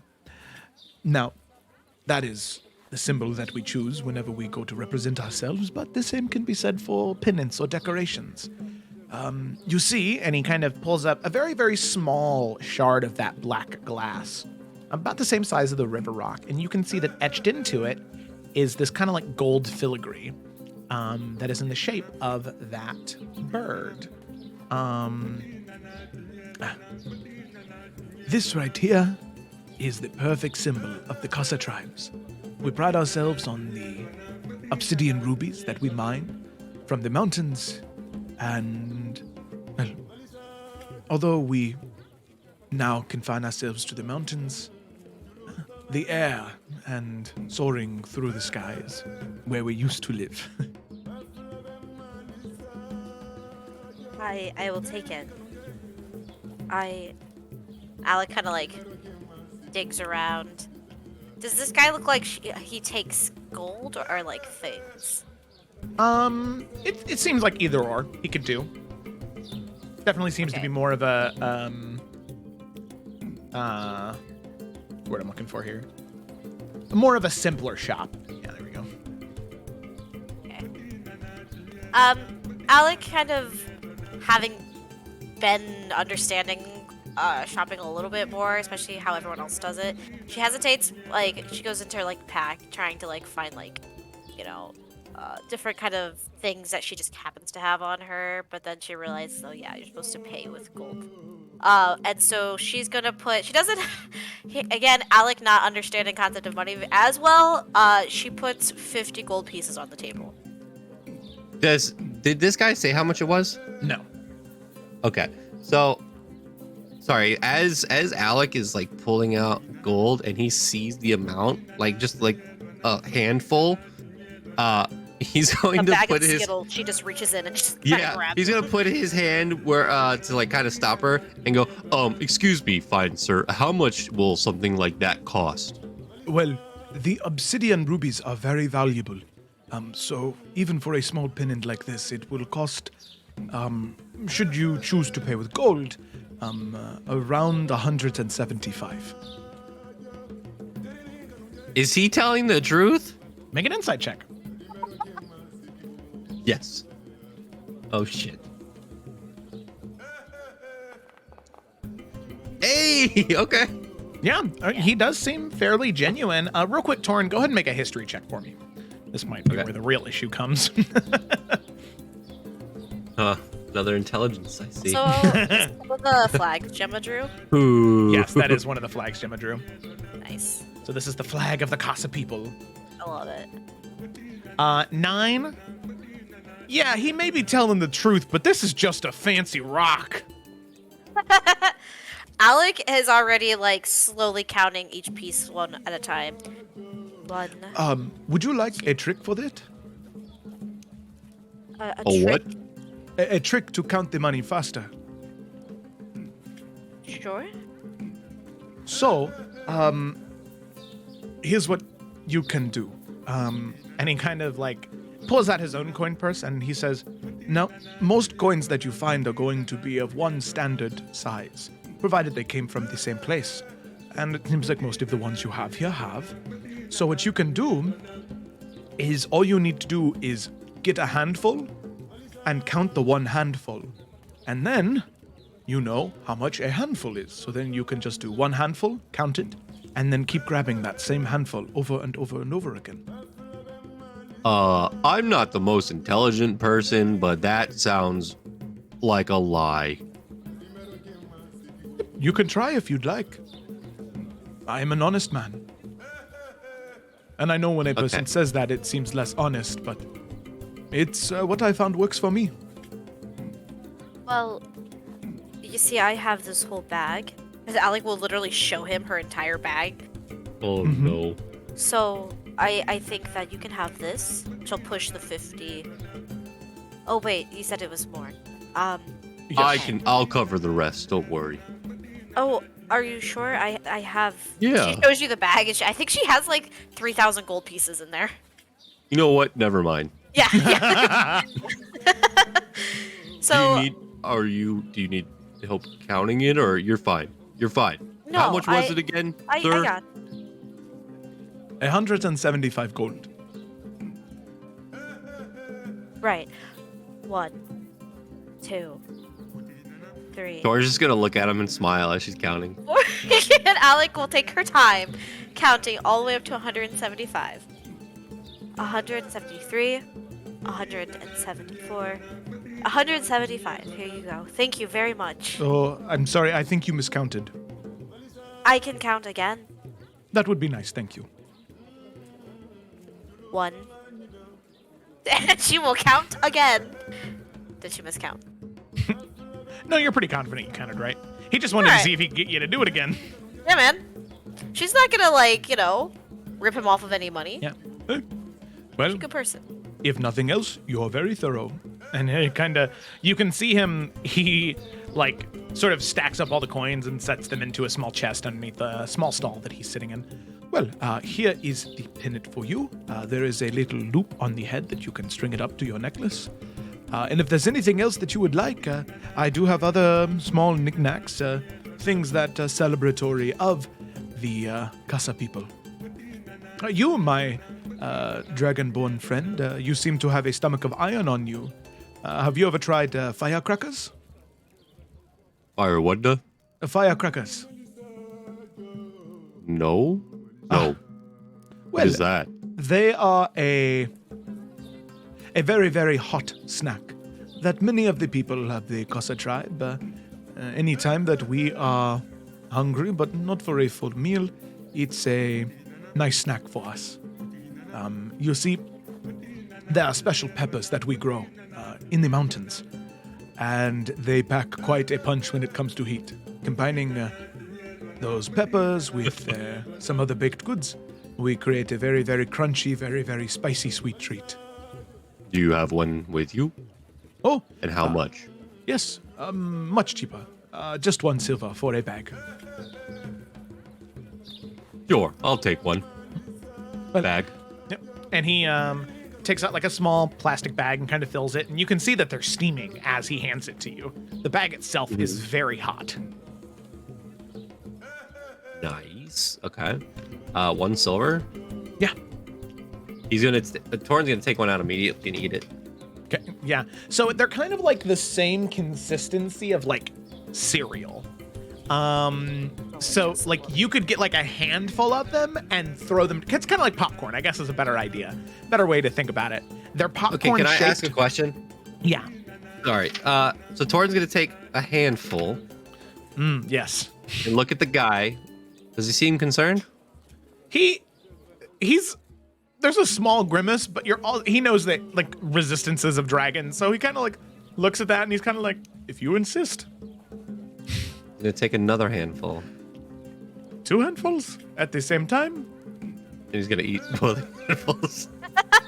Both of them at the same time? Yep. Make a Constitution saving throw. 1 handful I would have let slide. Well, Torin, Alec is watching very closely. you've made many mistakes in your life. Many mistakes that you still feel like you need to atone for. But the mistake you just made is the most grievous of all. As making eye contact with this man, just throwing the firecrackers in there, you now understand. As you see Alec, steam begin to rise from his nose and out his ears, as his cheeks grow red hot, as Torin, you breathe fire out of your mouth sometimes. That is nothing compared to the pain you feel in your entire face right now. he's trying so hard to be stone faced right now. But he just these are Are they hot? no. The merchant looks at you with literal steam coming out of Torin's face.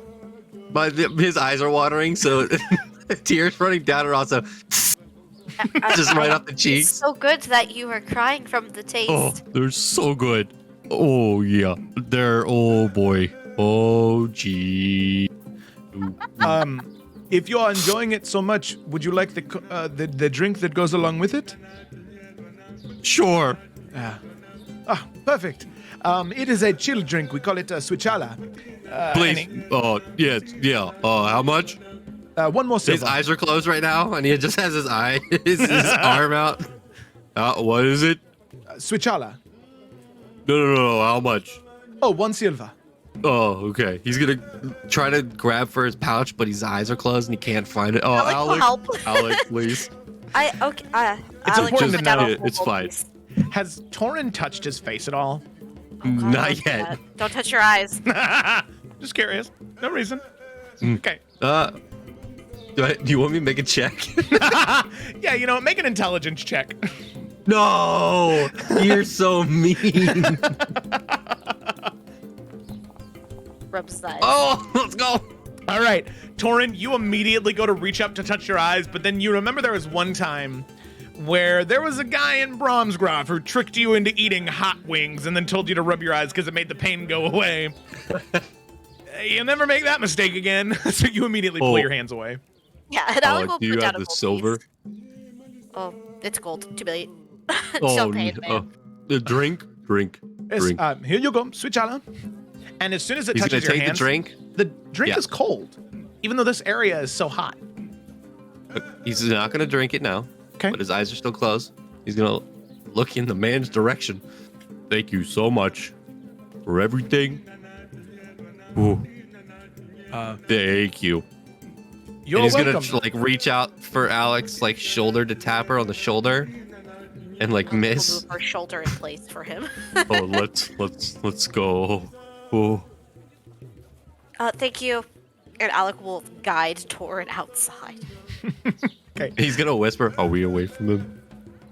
Yes, we are He outside. chugs the drink. It is like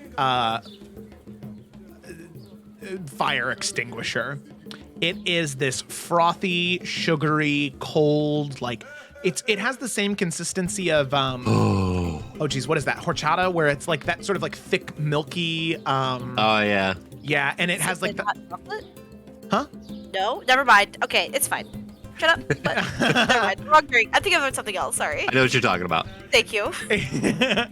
so yeah, so yeah, horchata. Yeah. So it is very, very, very sweet, very like cinnamon, but it's so cold, and it is just this thing that like applying like foam to a fire. It just immediately quells the flame and gives you a small reprieve. Yeah. Oh man. Ooh. Was it good at least? I feel there's just like drool out of his mouth right now. He's like halfway open. I feel like it would have been if I didn't eat so many. That But now you know for next time, I guess. would you like some? His eyes are like kind of squinted. I think that I will pass. Okay. Yeah. Probably a good idea. What else did you need to get? I think that was it. There was nothing really else. I don't really like to wear much armor. And I wouldn't trade my sword for anything.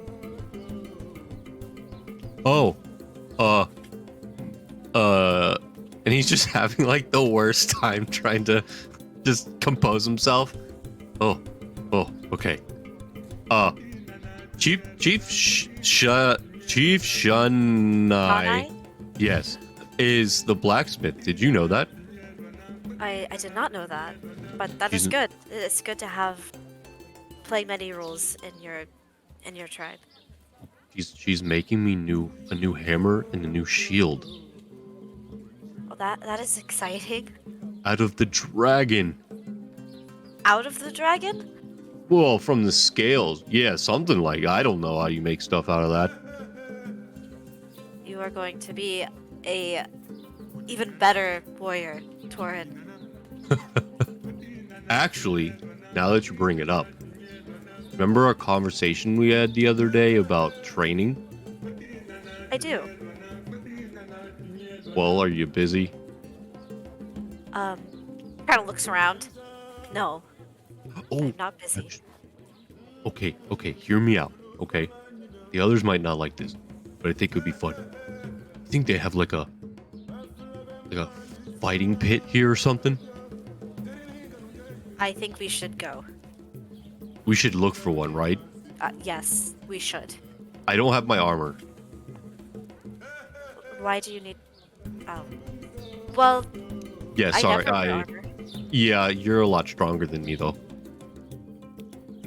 Alec doesn't want to say yes, but she just nods.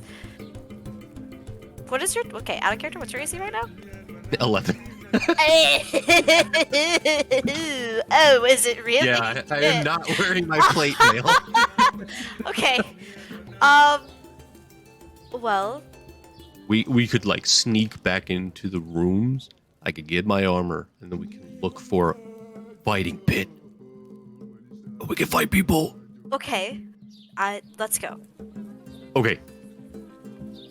So when we get back, Torin is going to act nonchalantly and just wave to Morgonix and Varnas and, oh, hey, guys, how's it going? He's just going to walk straight to his room.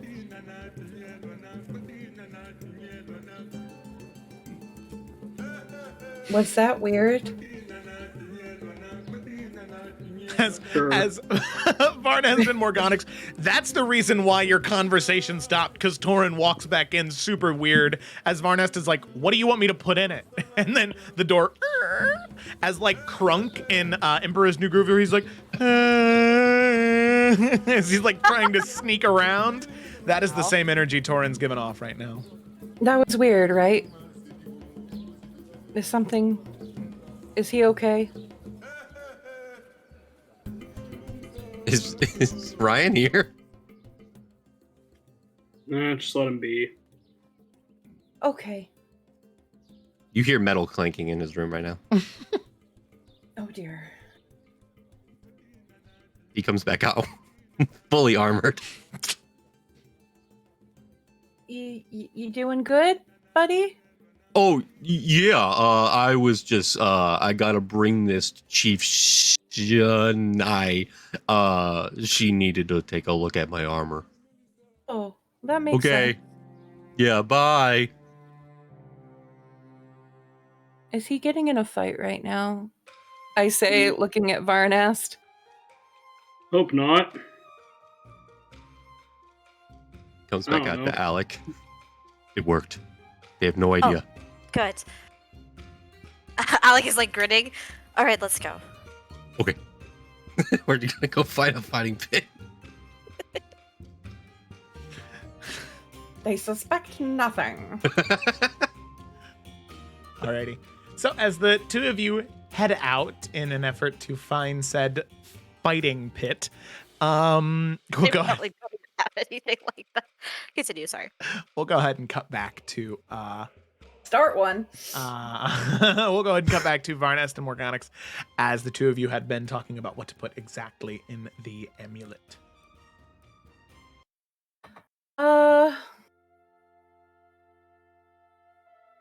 I mean, I can't think of an in-character way for Morganix to, like, know a spell by name. So, what level is heal? Too high, 6. Oh, shit, okay. I'm kind of... Cure wounds would be like what? It'd be like 68? Yeah, that's actually kind of what I'm tempted as for her, because like she's literally just looking for like a security blanket, and I think she would be fine with one big heal in there. Well, cure wound, one big band-aid. Gosh darn it! So 5th level cure wounds. Is that she? Okay, transitioning in. Are you sure? Is this asking too much? It's literally asking nothing. I feel like it's asking a lot. I don't lose the spell slot, do I, Joe? Don't I just transfer the spell and I get it back when I wake up? Yeah. Yeah. Yeah, so yeah, you're not asking anything. We're not fighting today, so... That's... If today was the day we were fighting Korbach, might have been a bad time to bring it up. No, I only bring it up because, you know, it looks like we're gonna stay here. I think I would just feel better knowing. I would just feel better. Even after the potions we bought and the ones I'm making now, I just don't want to lose anyone. None of us want that. No, I know. I didn't mean to imply anyone would want that. I don't want to go through it again either. I'm just scared. I wasn't scared facing Melcanthit, but I'm scared now. I think we're all scared. Yeah. Thank you. No problem. Just hand it to me and I'll take care of it real quick. Okay. And she will. How are you doing? Are you okay? I'm fine. Just a lot on my mind lately, but what else is new, right? You always say I'm fine, and I never know whether or not to believe you. Well, fine's the bare minimum of good, so I think I'm always being honest, but could always be better. I don't think of you as a dishonest person, but I also think what you consider to be fine for yourself might not match other people's scales. Well, I'm not going to argue with that. Do you need anything? Do you want anything? No, I think I just need to think. Have some quiet time, you know? Okay. I'll be here if you change your mind. I appreciate that. And he'll have cast the spell and transferred it, and he'll offer it back. Whee! And if you need anything, don't hesitate to come get me. I think I'm just gonna make as many potions as I can today and relax as much as I can. I think that's a wise decision. I'm guessing tomorrow we might have some unexpected company. Yeah. Alright, well, rest well. Oh God. Should we warn Duncan that Benir might be coming? I mean, I think they'll be fine if we warn them. I can if you want. No, I just worry about everyone. It's understandable. I'll shoot him a message. Tell him Certainly to look can't out hurt. for bats. Yeah. Maybe just find some extra cover to hide in tonight. Okay. The good news is they'll mainly be looking for us, so hopefully they won't even have a trace on him. Yeah. Thank you for being so understanding. I don't think it's understanding to understand valuing life. Thank you for being patient and empathetic and a good friend with me. How about that? No. Could say the same thing right back to you, but you're welcome and thank you. And Morganix is going to get up and hug him because she hasn't done that yet. And she's going to be like, I know, just shut up and don't tell anyone. Fair enough. And he'll return the hug and give her just a quick pat on the back. And she'll sit back down on the floor. Like nothing ever happened. Remember, if you need anything, don't hesitate to interrupt me. I'll just be in my room. Okay. Don't think too hard. No promises. It's second nature by this point. And Varnast will head to his room. Okay. Alrighty. And Morganix is gonna like minor illusion as like just as like her potion's simmering and in between stirring now and then. She's just gonna spend time like minor illusion, like little insects or lights skittering around the room for Minerva to chase after. Magical laser pointer. Yep, exactly. And being a cat owl, oh, she's all about it. All about it. So yeah. Yep. As it's doing that, Minerva does get a kick out of that, and till eventually gets tired out and rests in your lap as you're brewing your potions. Okay. Alrighty. So with real quick. Yes. So Varnast has some solo stuff he wants to do, but if we want to do the Alec and Torn thing first, I'm all for that. Because now let's save that for a second. Save what? The Alec Torn stuff. Oh, okay. So you want me to do this? All right. Yes. Because I need a little bit more mental prep before those shenanigans happen. All right. In so the best way Varnast is gonna. Okay. So Varnast is gonna head to his room and shut the door, and he'll kind of go sit down, and he'll just kind of like rest against like his bed and just kind of sit there quietly and kind of think for like several minutes about a lot of the stuff that's been going on. True to his word, for the sake of brevity, he'll send a message warning Duncan, just saying, hey, we might have some company, find, a safer place to hide, try to be out of sight just in case. Yeah. He'll respond that him and Grace will do their best. Okay. Then he will cast Sending again. Hang on, let me make make sure I'm actually keeping track of these just to be safe.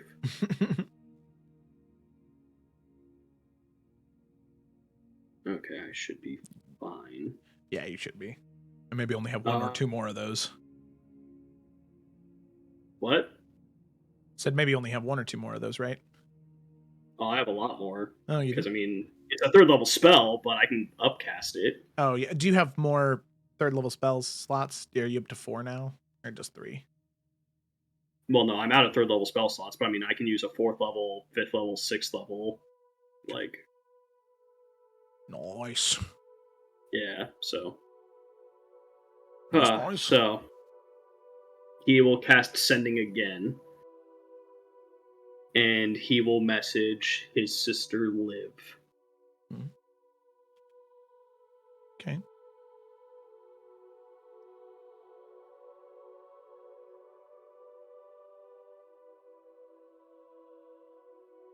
If you can, I think it's best for all of you to head home. Things are still dangerous, but at least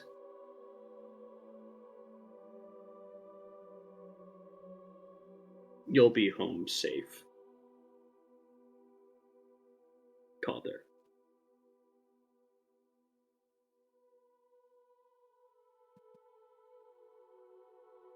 Okay.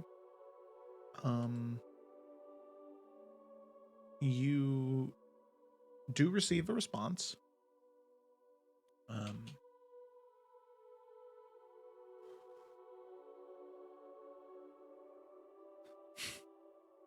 Brother, I'm so happy to hear your voice. I feel like it's been so long.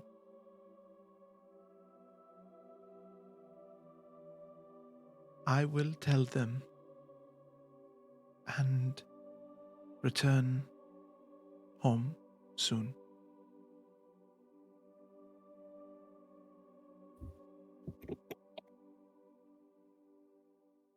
That's where it ended, I assume? Yep, yeah. Alright. Gonna cast it one more time to her again.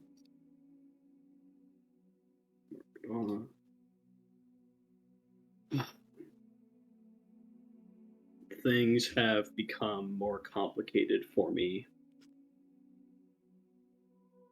More dangerous. But I'm going to come home soon.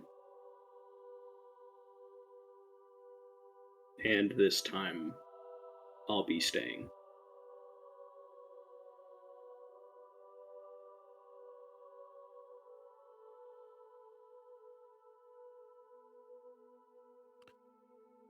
Before you even hear words, you hear a smile.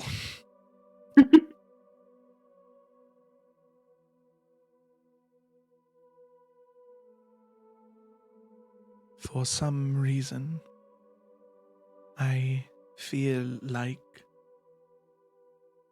someone else must be sending this message. But I believe you, and I can't wait to see you.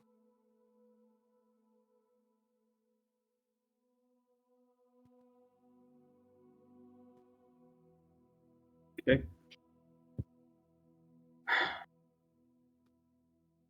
He kind of just like breathes out, kind of keeps thinking, just sitting there. Then he'll reach into his bag and he'll pull out the, I'm gonna butcher what it was called unless I pull it up, potion of longevity? Yeah. Was that it? Yes, aha! Yes, So. Okay. And he'll kind of swirl around, look at it, notice there's an adder's head in there, which is disgusting, but, potion making. Yeah. What can you do? And he'll, yeah, right. And he'll set it down in front of him and just kind of stare at it for a long time. And he'll cast Sending again. Oh, okay. And this time, he is sending to Sven.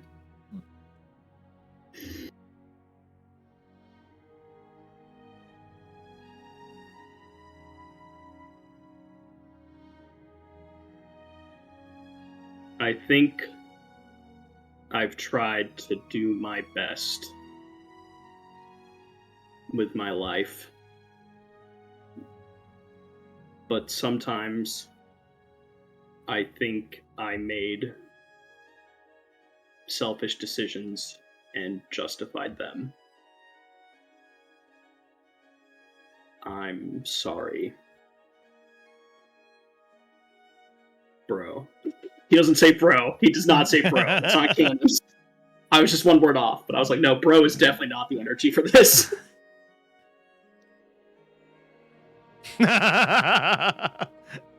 Babe, I just want you to know that you're my bro. Just like my bros are my bros.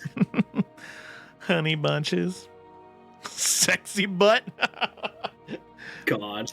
Oh, God. There's so many hottie. Oh, that's true. Stud Muffin, he is a handsome young man. Not young. He's middle-aged. Okay. So he kind of... You do get a response.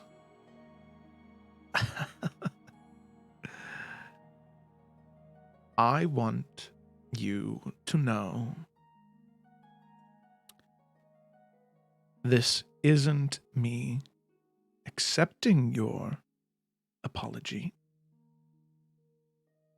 For that reward, well, I think you'll need to apologize in person.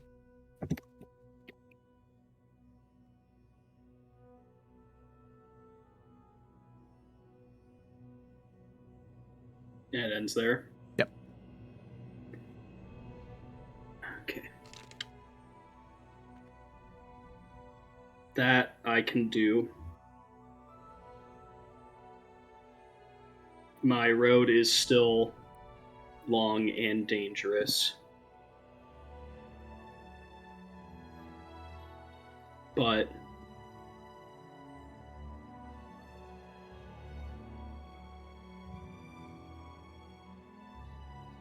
would you wait for me? Please?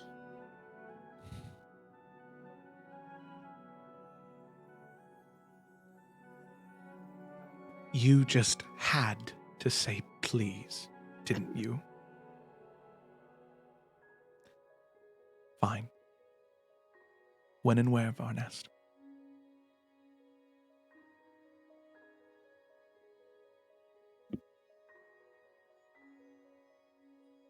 Just cast it again. Nothing quite like using a 5th level spell slot on sending. You know, it should at least give you like 5 more words. That's bullshit. But anyways.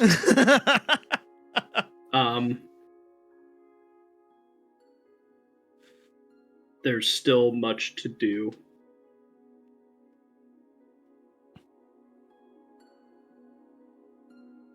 I need to help all the wardens and Efera. But I'll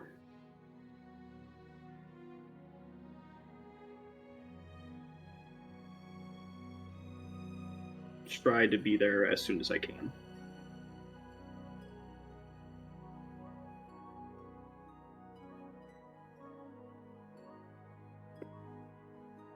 Well, I look forward to it.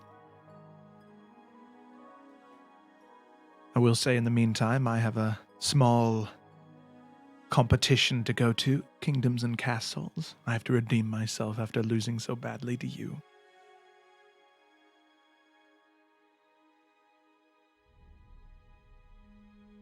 Twice. I'm glad he remembered that, because Barnass was going to point it out. Yep.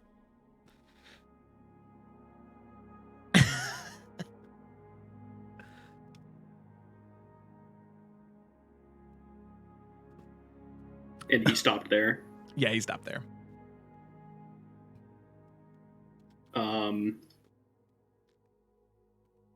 Because I'm a fucking sap, I'm gonna use my 6th level spell slot for this.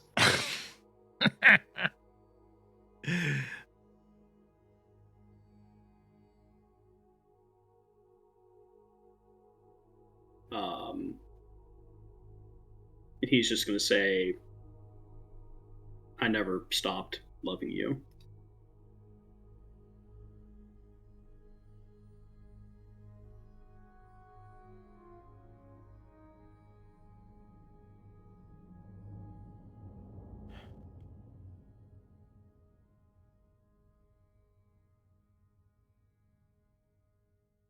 Mhm.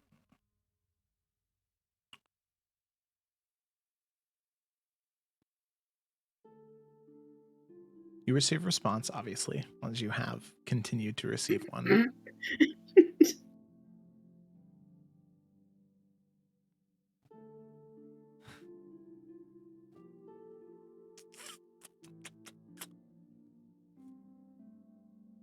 Man.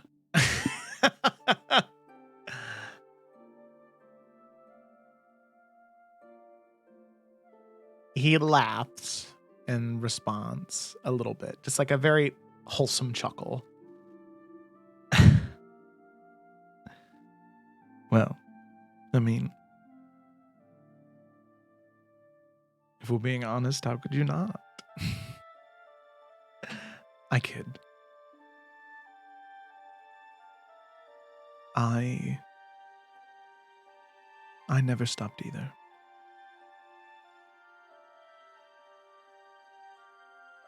I can't wait, Varnast.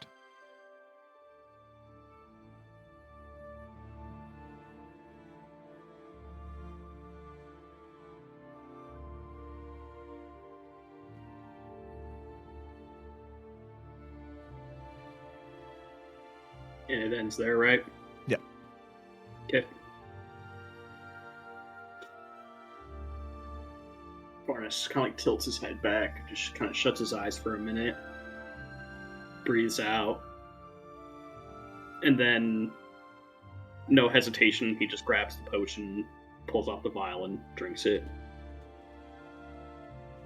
Okay. He tries not to taste it. Yeah, for sure. Alrighty. So you drink it. Luckily, all the chunks stay in the bottle. It's just the liquid that you drink, which is good. Oh my god. All right. Go ahead and make a. Go ahead and roll your dice. So it's a d6 plus 6. Uh-huh. Okay.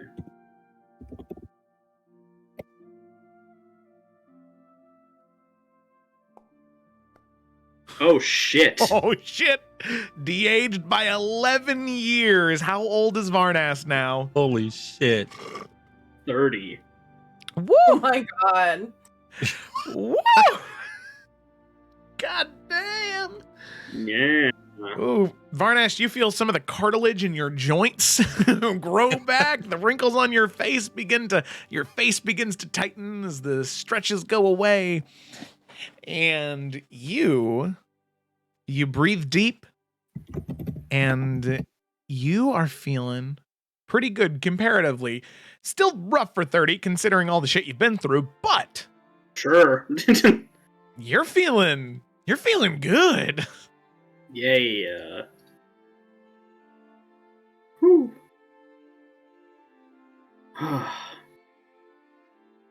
And Varnast will just kind of like get up, look at himself in the mirror,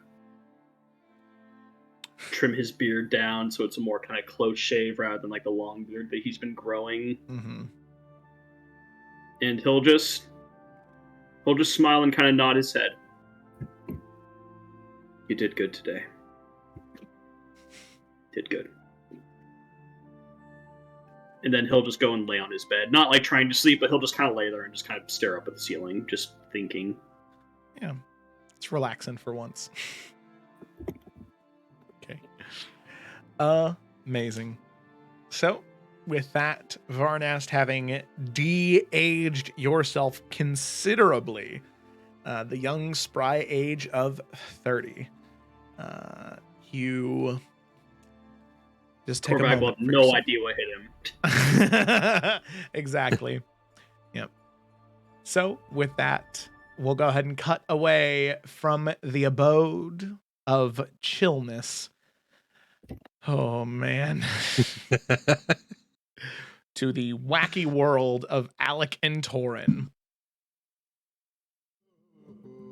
Okay, All so right. who should we ask first? Alex is gonna look around and like see if she can find anybody who seems to be like of the rougher sort. Torin will see this and also assist. Make an investigation check, both of you. Oh yes, my specialty. Both of your specialties. Same, dude. Oh man, investigation. Two smartest people in the party are searching here. I rolled a 3.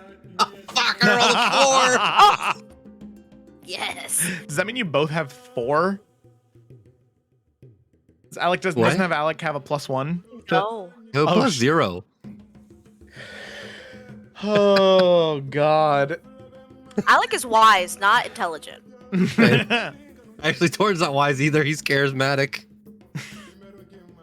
So, Alec, as the two of you are making your way around, you do notice somebody.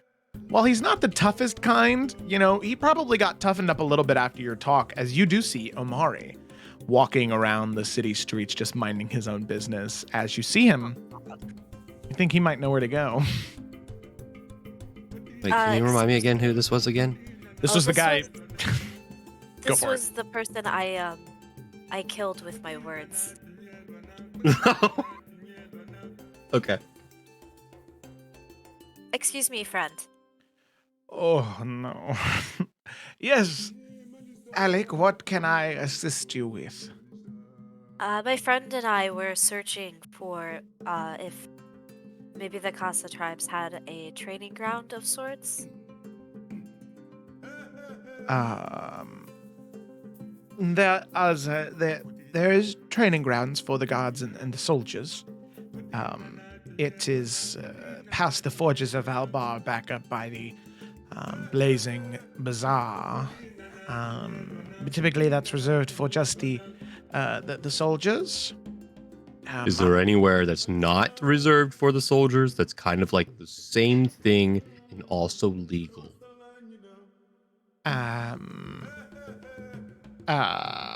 Make a persuasion check, Torin. That you could do for practice and for fun. What'd you say? Make a persuasion check. Oh, I'm really good at these. Never mind. Legal. The soldiers might allow you into their training grounds and participate with them. Considering the services all of you had done, thinking that they might learn a thing or two. But that's probably the best you're going to find here. Looks over to Alec. I mean, that could work. Okay. We will go and speak with them. Thank you, fine sir. You're welcome. Goodbye. Torin. Okay, bye. Alex just walks away. I can see he is still licking his wounds from the conversation from earlier. Oh, that's the one you killed with your word. He's still alive. I can hear you still. Well, stop listening in on our conversation. That's weird. You haven't moved yet. Why haven't you? You're both very big. I was walking that way. Sorry. It's okay. Just excuse me. I think he's still a little upset from his loss. I think he is I'm not too. upset from that. As he walks past both of your kneecaps. Excuse me. Sorry. He's angry. I'm not angry. I think he's very upset. But we should go. Okay, did you want to go there, or did you want to try to ask one more person? Because I feel like, I don't know, that guy looked like he was kind of important, so he might not even know about the thing we're technically kind of looking for. Alec will look around again and see if she... From what she gathered, would there be anything even like that in this place, or is it really the guards kind of they're the best bet they're gonna have? Honestly, from what Alec would know about the Casa tribes, it would probably be that because, and without even making a history check, just from the cursory knowledge she would know, the Casa tribes always had and any of the tribes aside from sort of Korvok's like corrupted part of the tribes from the Bloody Mesa, they have a reverence for blood where any excess bloodshed is seen as sacrilegious. So something like a fighting pit would probably not be great because you're shedding blood unnecessarily. So sparring Like for fun. like for fun, probably still not. Probably nothing underground or anything like that because they are such a close-knit community. There's not really anybody who's like that you, at least Alec, you could assume that would be all right with underground fighting pits, especially because, like I said, that would be sacrilegious, you know, like seeing a Burger King in like India, you know, like it's kind of like that same thing. Wow. Okay, I got you. Yeah. Then Alec Cows would are cows are. Yeah. No, I get. Yeah, No, I get. yeah. Yeah, we got it. We got it. Okay, Yeah, it was just the best thing I could think of. I got you. It's sacred. Okay. Yeah. Alec would look at Torin and say, I think maybe just the training grounds would be our best bet. Okay. Yeah, totally. Are we going there to like try to like train with the guards or just have a space for you and I to train? Well, we could do both. I could show you the things that I was talking about before, and maybe you can try it out. Yeah. Did you want to learn anything from me? I am always willing to learn from other people. Okay, cool. Yeah, we should go to the guards then, I guess. Hopefully Okay. they let us in. They will. Okay, let's go. All right. You guys make your way to the area right by the Forges of Albar, where you can see there is a fairly sizable training ground where you can see there are several guards that are currently either sparring, practicing, attacking each other back and forth with dulled weapons, or doing target practice for bows and arrows. And you can see one of the people leading this group of soldiers is an individual familiar to both of you, Asa. Oh. As Hey! oh, He's waving to her. hello, and fire again. And as she's sort of working with the archers, just interrupting, she turns and smiles and waves and sees the two of you approaching and is like, oh, they're coming over here. Okay. And will make her way over towards the sort of gate that leads into the training grounds, and says, is there something I can help the two of you find? He looks over to Alec, like gesturing if she wants to take this or he needs to talk.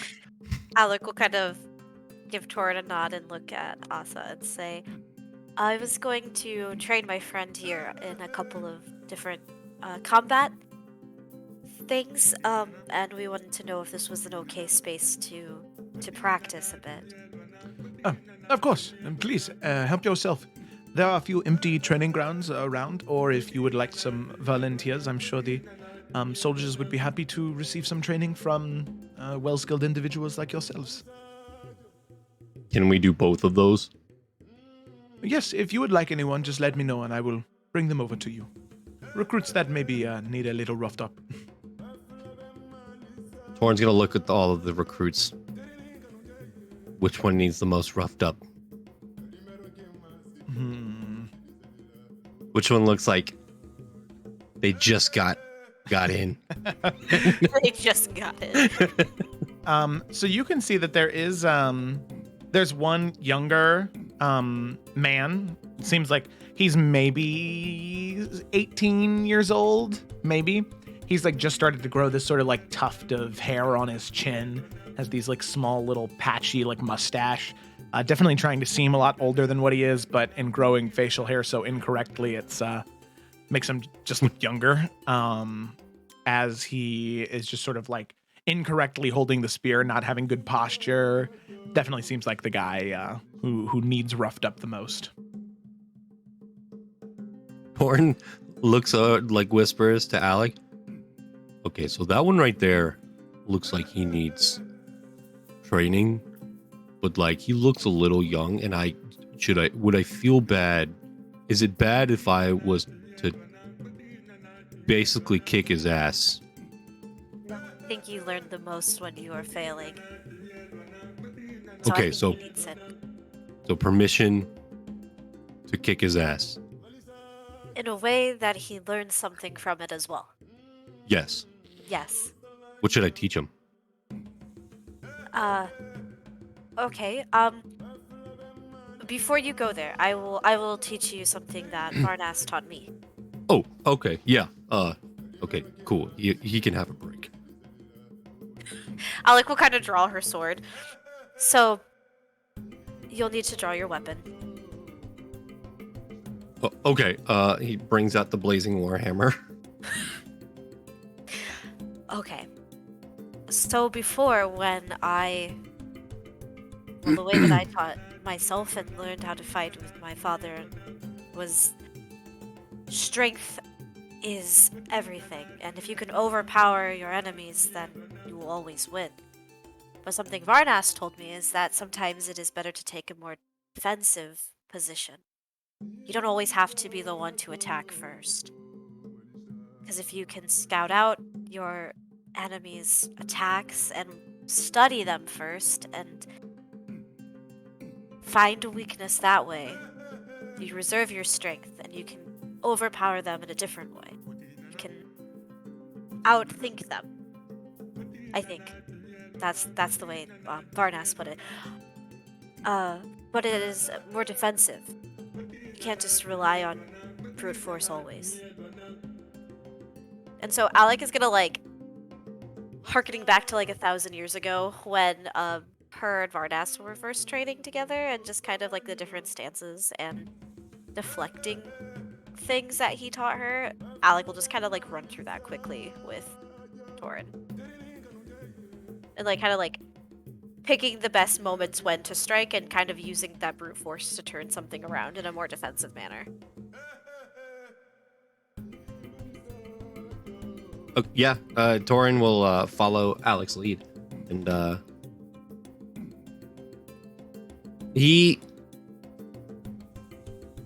you can see that he's definitely used to going at things head on. So being defensive, even though he has a shield and armor, he's a little weirded out by the concept. Alec can tell, and she just says, I was very uncomfortable with it too at first, but I promise it makes sense when you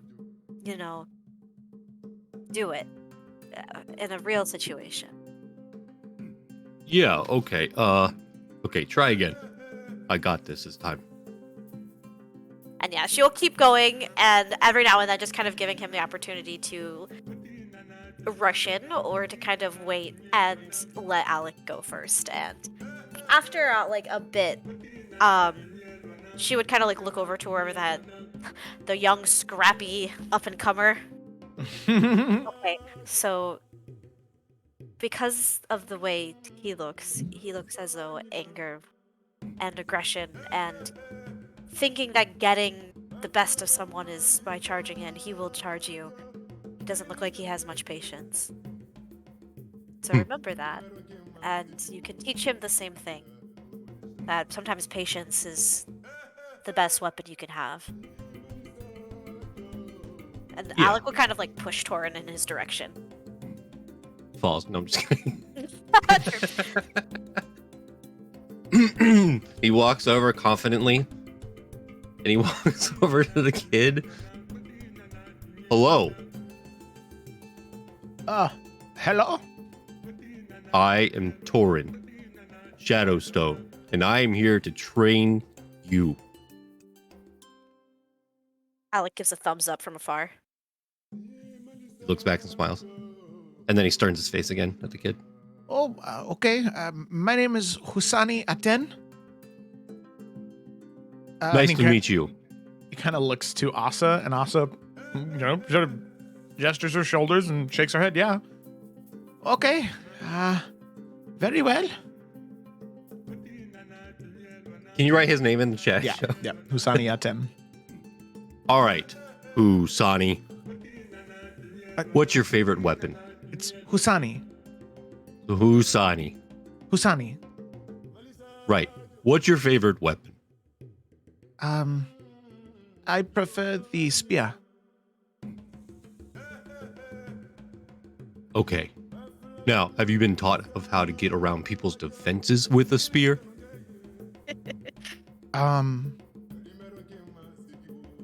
No. I'm going to say no. Today is my because it took first you this day. long. Oh. Okay. Well, quick lesson. When you use a spear, Okay. you need to keep people at range, and Torn's going to start running at him. Huh? Wait. I don't have a spear. And I don't have a weapon. He stops as he says that. Oh. Where's your weapon? You didn't say I needed a weapon. You just said to follow you. Lesson 2. Always have a weapon. Asa tosses the spear at him. He kind of drops it to the ground. Okay. He picks up the spear. Okay. Didn't Torn have to go back to the apartment to get all of his stuff? Now he's chastising this guy for not having a weapon. No. Okay. Back to lesson 1. Torn's going to run at him again. Okay. He like jumps out of the way. You run past him.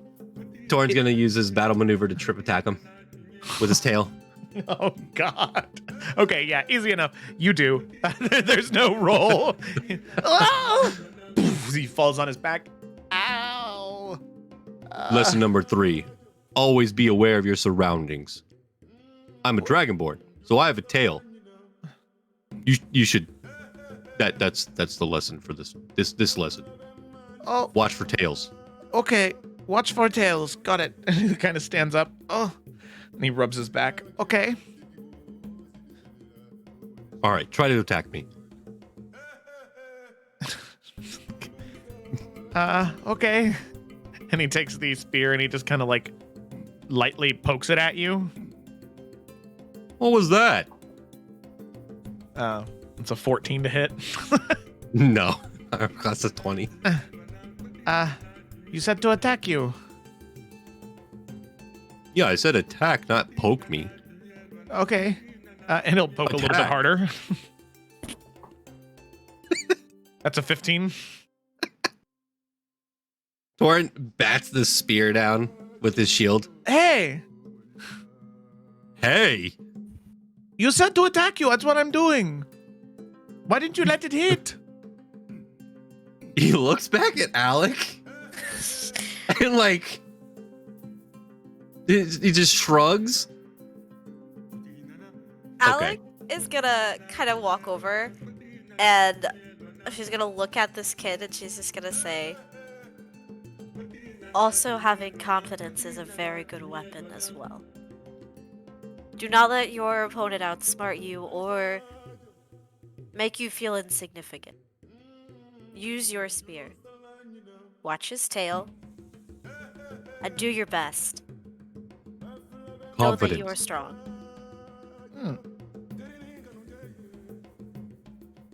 But also, you gotta bring like some ferocity to it too. You gotta get angry. Or in my case, I always get happy when I'm fighting. But you have to use some sort of emotion when you're fighting. Okay. It's not... That won't work against you. Wait. Torin, I have a question. Yes. Yes. What is that thing behind you? Puts the shield up. So as you turn around and put your shield up, he pokes you in the leg. No, I meant Torin is going to turn around and put his shield behind him because he knew what the kid was trying. Okay. 12 to hit. Yeah. He Aw. looks over the kid and smiles. See? Always know your surroundings. Here, watch this. Watch. And learn. He's going to look over to Alec. All right. You ready for me to teach you some things? I am ready. Okay. So Torin is going to attempt to how does Alec fight? Like, he's seen Alec fight. Is she like super aggressive or like more methodical and like stuff like that. It's weird because there are times, especially like because she's always raging, where she actually uses her anger in a very methodical way now. But I would say that like it's 50-50. 50% of the time it's her just kind of like very thought out aggressive swings, but she thinks them through.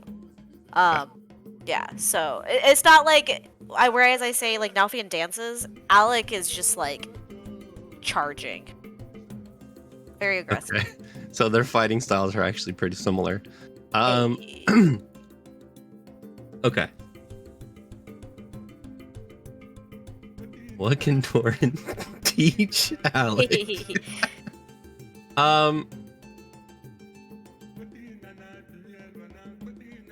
Yeah, Torin is he's going to drop his weapon. And he dropped the shield.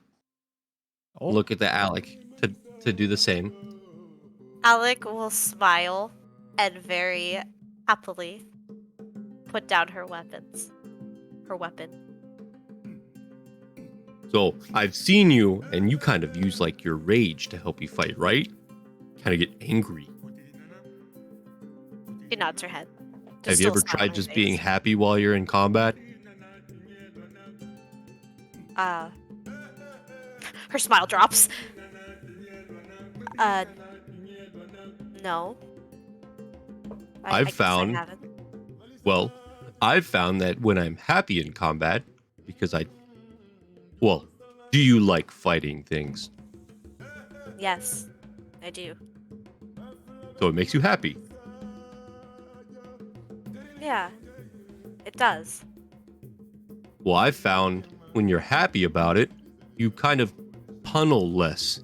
You can see more around you, which allows you to survey your surroundings. So, we're gonna fight, but I want you to be happy about it. You see that smile kind of come back to Alec's face. Okay, I will be happy about it. And she kind of raises her fist. Okay, so like, you know when like the football players are training and they run at the thing and try to push it? Yes. Yeah, like a linebacker thing. Torin's just gonna rush Alec. Okay. Alec is going to like ground herself and brace. Do we need to roll something, Joe? Yeah, I'd like both of you to make athletic checks. Ooh. Athletics. My +9. No. Oh man. 24. What'd you roll? I rolled an 11. So as Torin comes at me, Alec is going to like plant her feet into the ground, and like when he like barrels into her, she doesn't move, but instead she kind of wraps a hug, like hugs him and smiles as she catches him. Is this right? And she's like, yeah, you're doing him. great. And he's gonna try to pick her up. Okay, go ahead and make a strength check, and an athletics check, Torin. Or is Alec resisting? Oh! Or does There she you let go. it happen? She'll let it happen. Okay, you pick Alec up. What are you doing with Alec now that she's picked up? Body slamming her.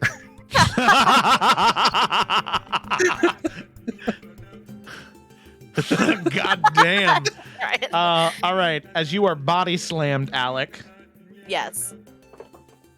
you take As 3 I'm points being- of bludgeoning damage. Yes. As I'm being body slammed, Alec has a smile on her face, still as she is happy about the fight that she's in. And because of my wrestling knowledge here, as I am being body slammed, when I hit the ground, Alec is going to like do a little drop toe hold and grab his legs as his Torin's kind of like coming off of it to be more aware of her surroundings. And kind of twist her own legs around his to cause him to trip and fall over. And then she is going... Make a dexterity saving throw. Yeah, if this Torin. works. Yeah. What do I roll? Nothing. Oh, Nope, that ain't it. Knock him over. Okay, then Alec will kind of quickly just kind of place her entire body on his back and then like put her left arm around his head and put him in a sleeper hold. Okay. But she's smiling and laughing the entire time. Torin, do you let it happen? Sorry, I was handed a baby. What was that? What did... Alec is just putting you in a headlock with a smile, of course. If you allow it. No. Okay, go ahead and make an athletics check, both of you. Contested. Okay. Come on. 21. 21. Oh, Oh, shit. shit. Okay. Oh, shit. With that, each one of you, you sort of like lock around each other's necks. So, Alec, you have your arm around Torin's neck. Torin, you have your arm around Alec's neck. This is great. Well, this is awkward. Torin. Yeah. You take 5 points of bludgeoning damage as as Husani, at this point, your passive perception wasn't high enough, came up behind you and smacked you on the back of the head with the butt of the spear. And he says, always be aware of your surroundings, right? As you're like locked in a headlock. Alec will let go of Torin and just kind of let him recover. No! Yeah, he turns Husani around and run. just tackles the shit out of him. And he's in full plate armor, by the way. Yeah. So, Okay. Oh, baby. Yeah. Go ahead and make an athletics check. Contested by his athletics or acrobatics, which are the same. That's a 17. Oh, God. 28. He kind of goes to run and like trips over the spear himself, lands on the ground as you like land on top of him like dog pile style. Please. Good job. Please. Please, I can't breathe. Oh, sorry. Please. That was good. You did good. I've never been closer to death. That means Lesson you trained well today. Lesson 4. Pick on someone your own size.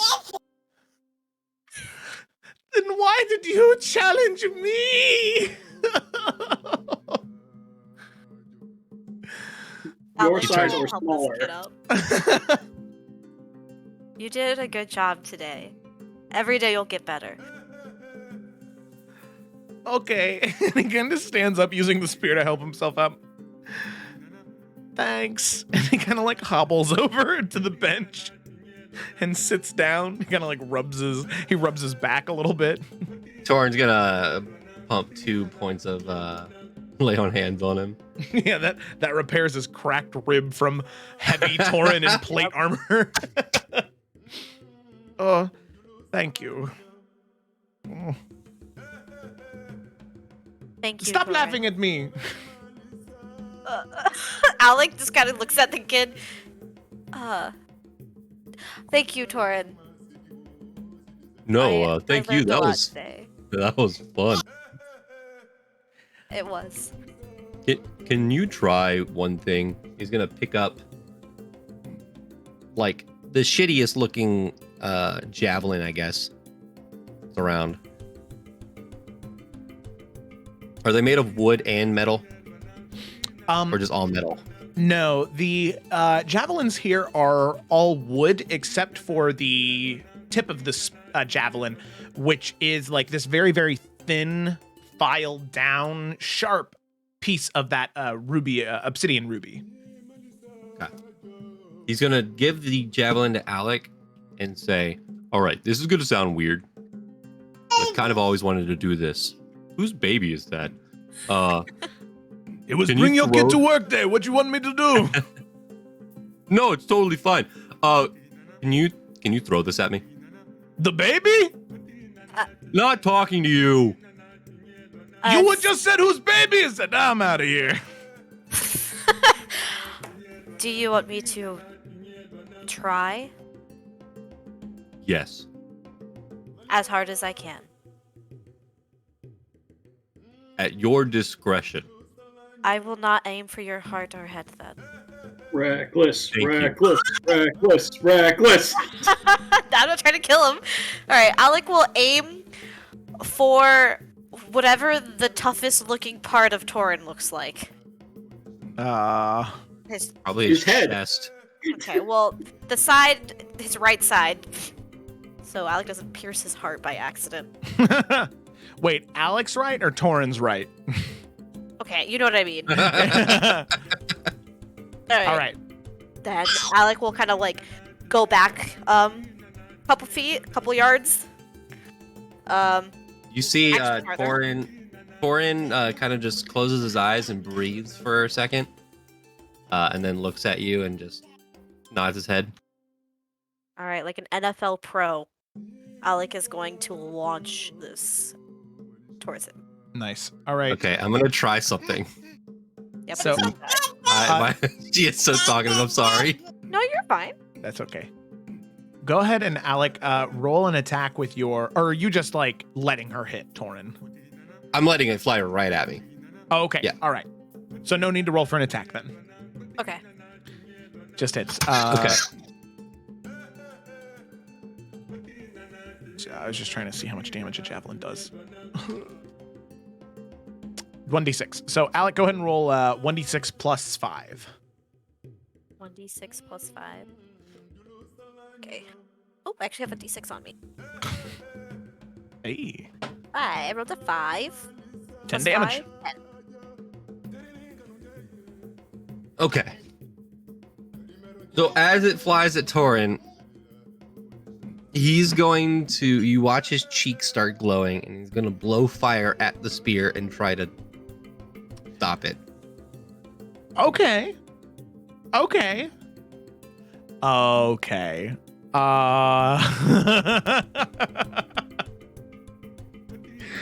Oh, Torin. Oh, Torin. Any other javelin, this would have worked fine. Oh, Are they fire resistant?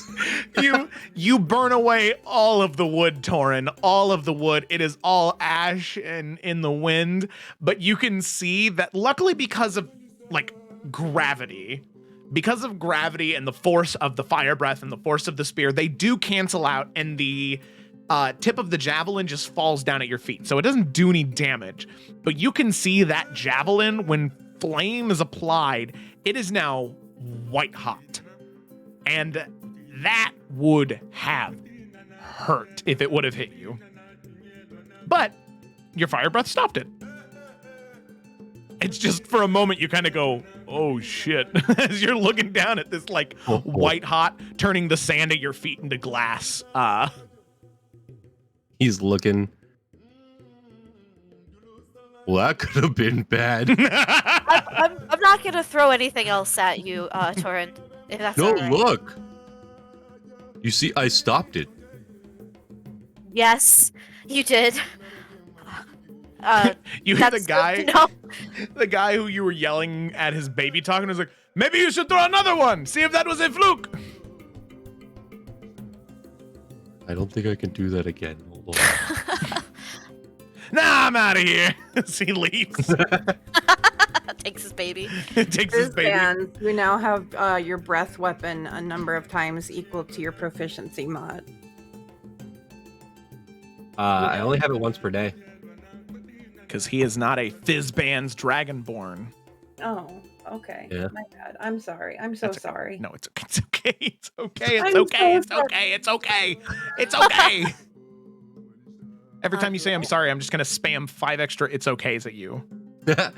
He looks at Alec and goes, I mean, this is like the only thing I could possibly teach you, but I actually can't. Well, okay, here, you throw one at me now. Wait, what? Yes, and Alec will grab one and hand it to Torin. Wait, I'm back. We're throwing javelins at people. But wait, no, No, you don't please. have. Throw the javelin at her. Oh, I'm gonna throw the javelin at you. I have a baby. You can't throw a javelin at me. He's holding the baby. Damn it, he has plot armor. How'd you know my Okay. baby's name? He grabs the javelin and just chucks it at Alec, I guess. Okay. Okay. Alec is gonna use a key point and deflect the Deflect missiles? Yeah. All right. Go ahead Wait, and can I try to catch it? yeah, for sure. So John, go ahead and roll a d6 plus your strength mod.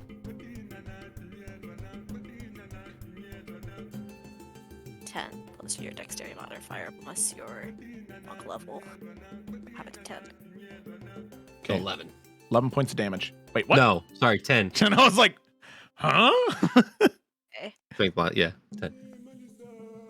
Oh, I think Alec catches it.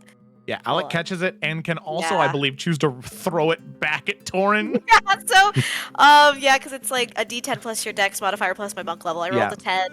Yeah. So she catches it. Torin throws it. How does she catch it? With her toes? Like, no. Just like as it's flying at her, she's just going to. It would have like probably struck her like square in like the shoulder, and she just kind of reaches across her body and catches it right past the tip. Alec will throw a little spice on it. She'll catch it, and then she'll toss it in the air to readjust it and throw it back, but like throw it past Torin's head. Okay, yeah. So He's gonna try to catch it, make but a he actually can't. Oh, make yeah. a dexterity check, Torin. Glad we're playing catch with a. Ooh, that was close. That was almost a 3, buddy boy. Ooh, how do you think Torin would have felt about having 4 fingers? Oh God, I mean 9 fingers. Oh my god. Literally lost like everything but a thumb on one of his hands. Okay. You, Torin, you don't catch it. Like you aren't able to stop it, but you are able to smack it out of the air. So you sort of like smack down on it, so it prevents it from flying past you and sort of clatters onto the ground beneath you. He looks at Alec. Damn, that was really cool. Thank you. Sometimes I can do pretty cool things. I feel like this is like a draw. I agree. And Alec will put her fist to her chest and give Torin a little bow. He will do the same. Maybe instead of sword training, we could just work out in the mornings or something. Yeah, I would like that. Okay, cool. It's nice to have someone who I don't have to be so serious around. Being a chief is hard. It is hard enough as it is. Yeah, I've noticed, and I've only known you for a little bit. Sometimes, you just gotta let things happen. You just gotta go with things, I guess. I try not to be mad at a lot of things, actually.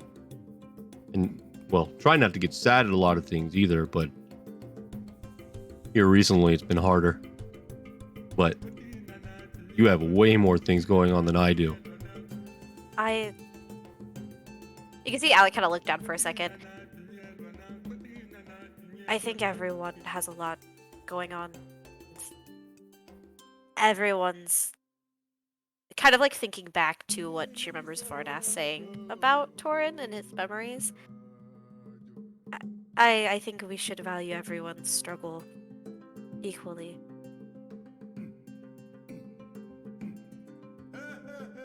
But we should get back. I know that it is best for us to leave in the morning. Yeah. Oh, I need to go grab... Well, I don't think it's been a couple hours. I'm gonna have to go back and get those items from Chief Shanai. Yes. Before you go, Torin, if you ever feel like you are angry or like you can't control your anger, I know how that feels. So if you ever need anything, you can always ask. One of the things that I have done to control my rage and use it in a, I guess, more positive way is I focus in on focus in on me, and I remember who I am. And I know you don't remember everything, but the Tauren you are right now, this is you. And if you ever feel like you're losing that, just remember moments like this. Like a flame. And a lot of wind is blowing around it, but you have to shield your flame and make sure it doesn't go out. If that makes sense. Yeah. It does. Thank you. You're welcome. And, I mean, if you need anyone to talk to with problems you might be having, or, just need to let off some steam and punch something, or, swing a sword at, I'm around. Thank you. I will remember that. And if you ever, want to smoke Pitus too, that's cool also. Oh, yeah. Sure. Okay, we should go back now. Should we, play a prank on them when we go back? What kind of prank? I don't know.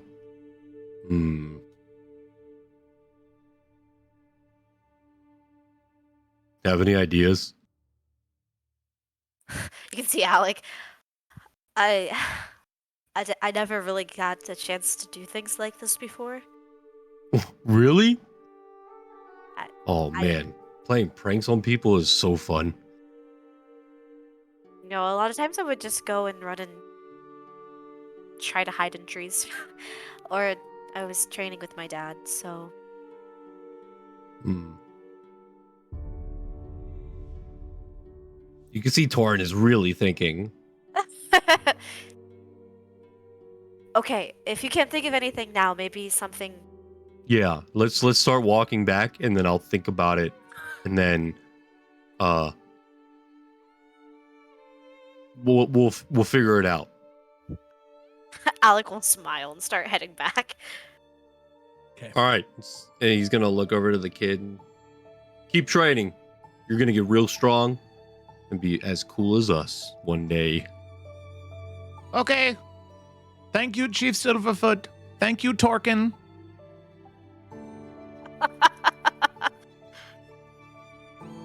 Yeah, I deserve that. And we start walking back.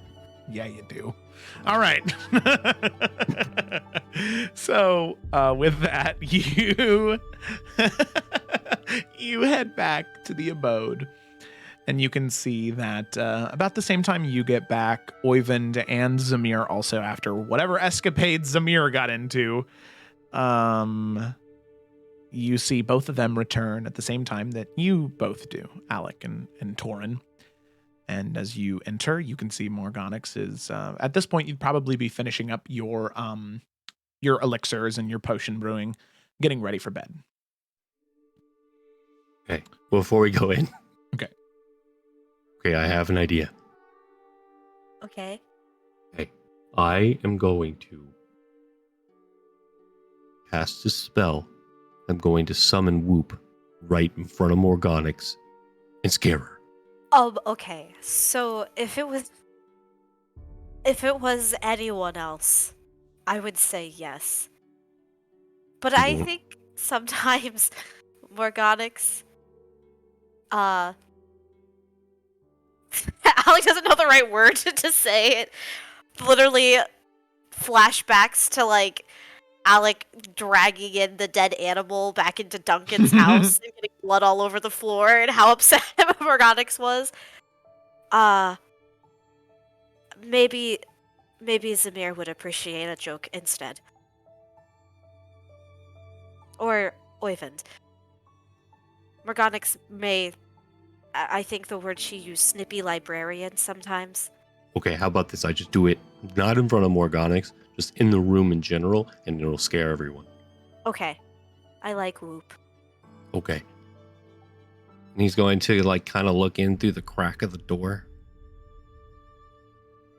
3, 2, 1. He's going to summon Whoop in the center of the room. Okay. Eldritch Blast. No, you So- leave him alone. You take, Torin, 10 minutes to summon Whoop because Fine Steed has a casting time of 10 minutes as you just sit at the doorway as Oyvind 1, and Zamir 2. are just like behind you for 10 minutes. And Wait, no, he was going to wait for them to go in. Okay, Oh, man. No. Okay, you let them in. You strategically let the two of them in first, and then you sort of see that they're gone. You go up to the door, and then you just stand at the door for 10 minutes as you slowly begin to cast, and then eventually you do cast the spell as surprisingly no one noticed as Morgana, just as you're finishing putting everything away, setting it all in the appropriate bags and compartments, you see this massive lizard appear in the room Eldritch and go, Blast. whoop, whoop. No, the second something just pops in the room. I just died and came back from the dead, y'all. Have blasted people in the face for less. Eldritch Blast. Roll an attack. Oh god. How do I even do this anymore? It's like you accidentally punch someone in the face for waking you up. Yep. She's gonna feel Reflex. bad about it. What is the hit points of Whoop? Oh, I That hope hits they're a for lot. sure. That hits.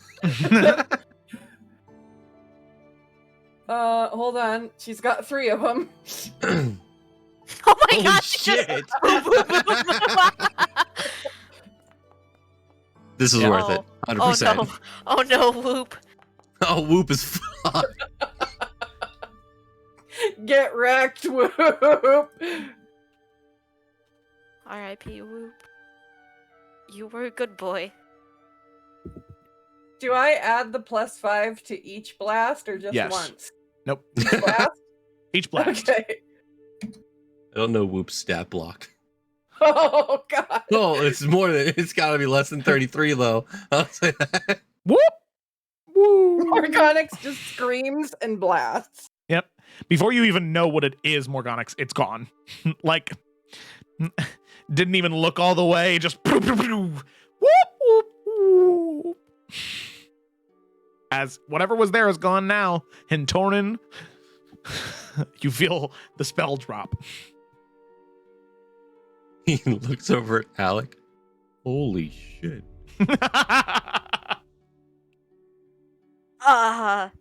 Surprise! Surprise! Frozen in terror.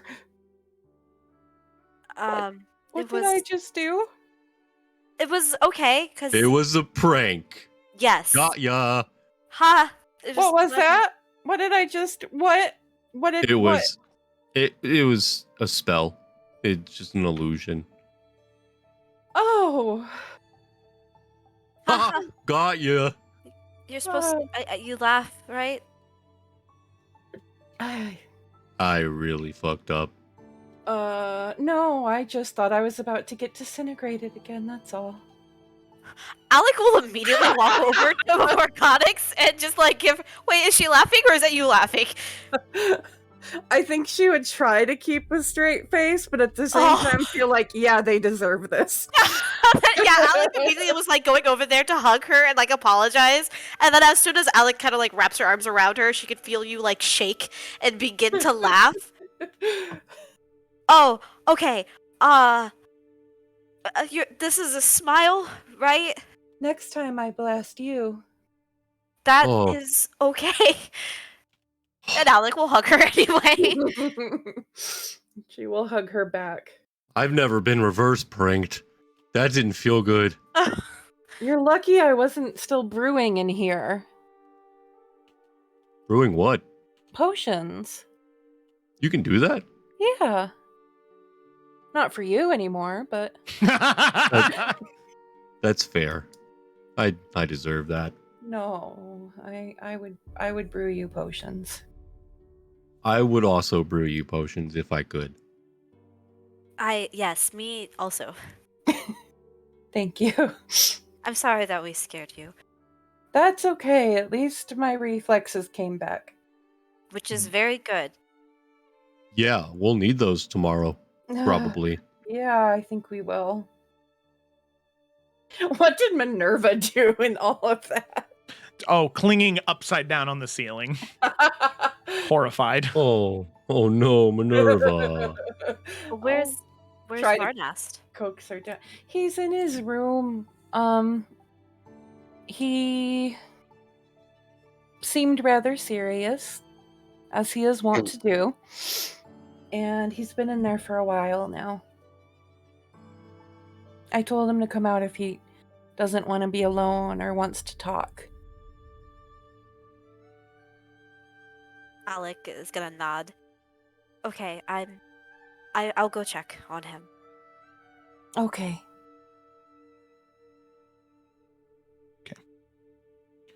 Alrighty, cool. So,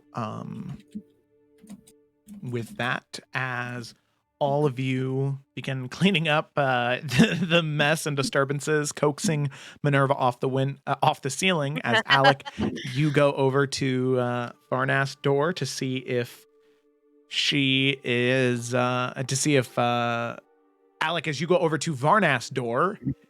There we go. To see if he is awake because of a conversation you feel as though you need to have with him.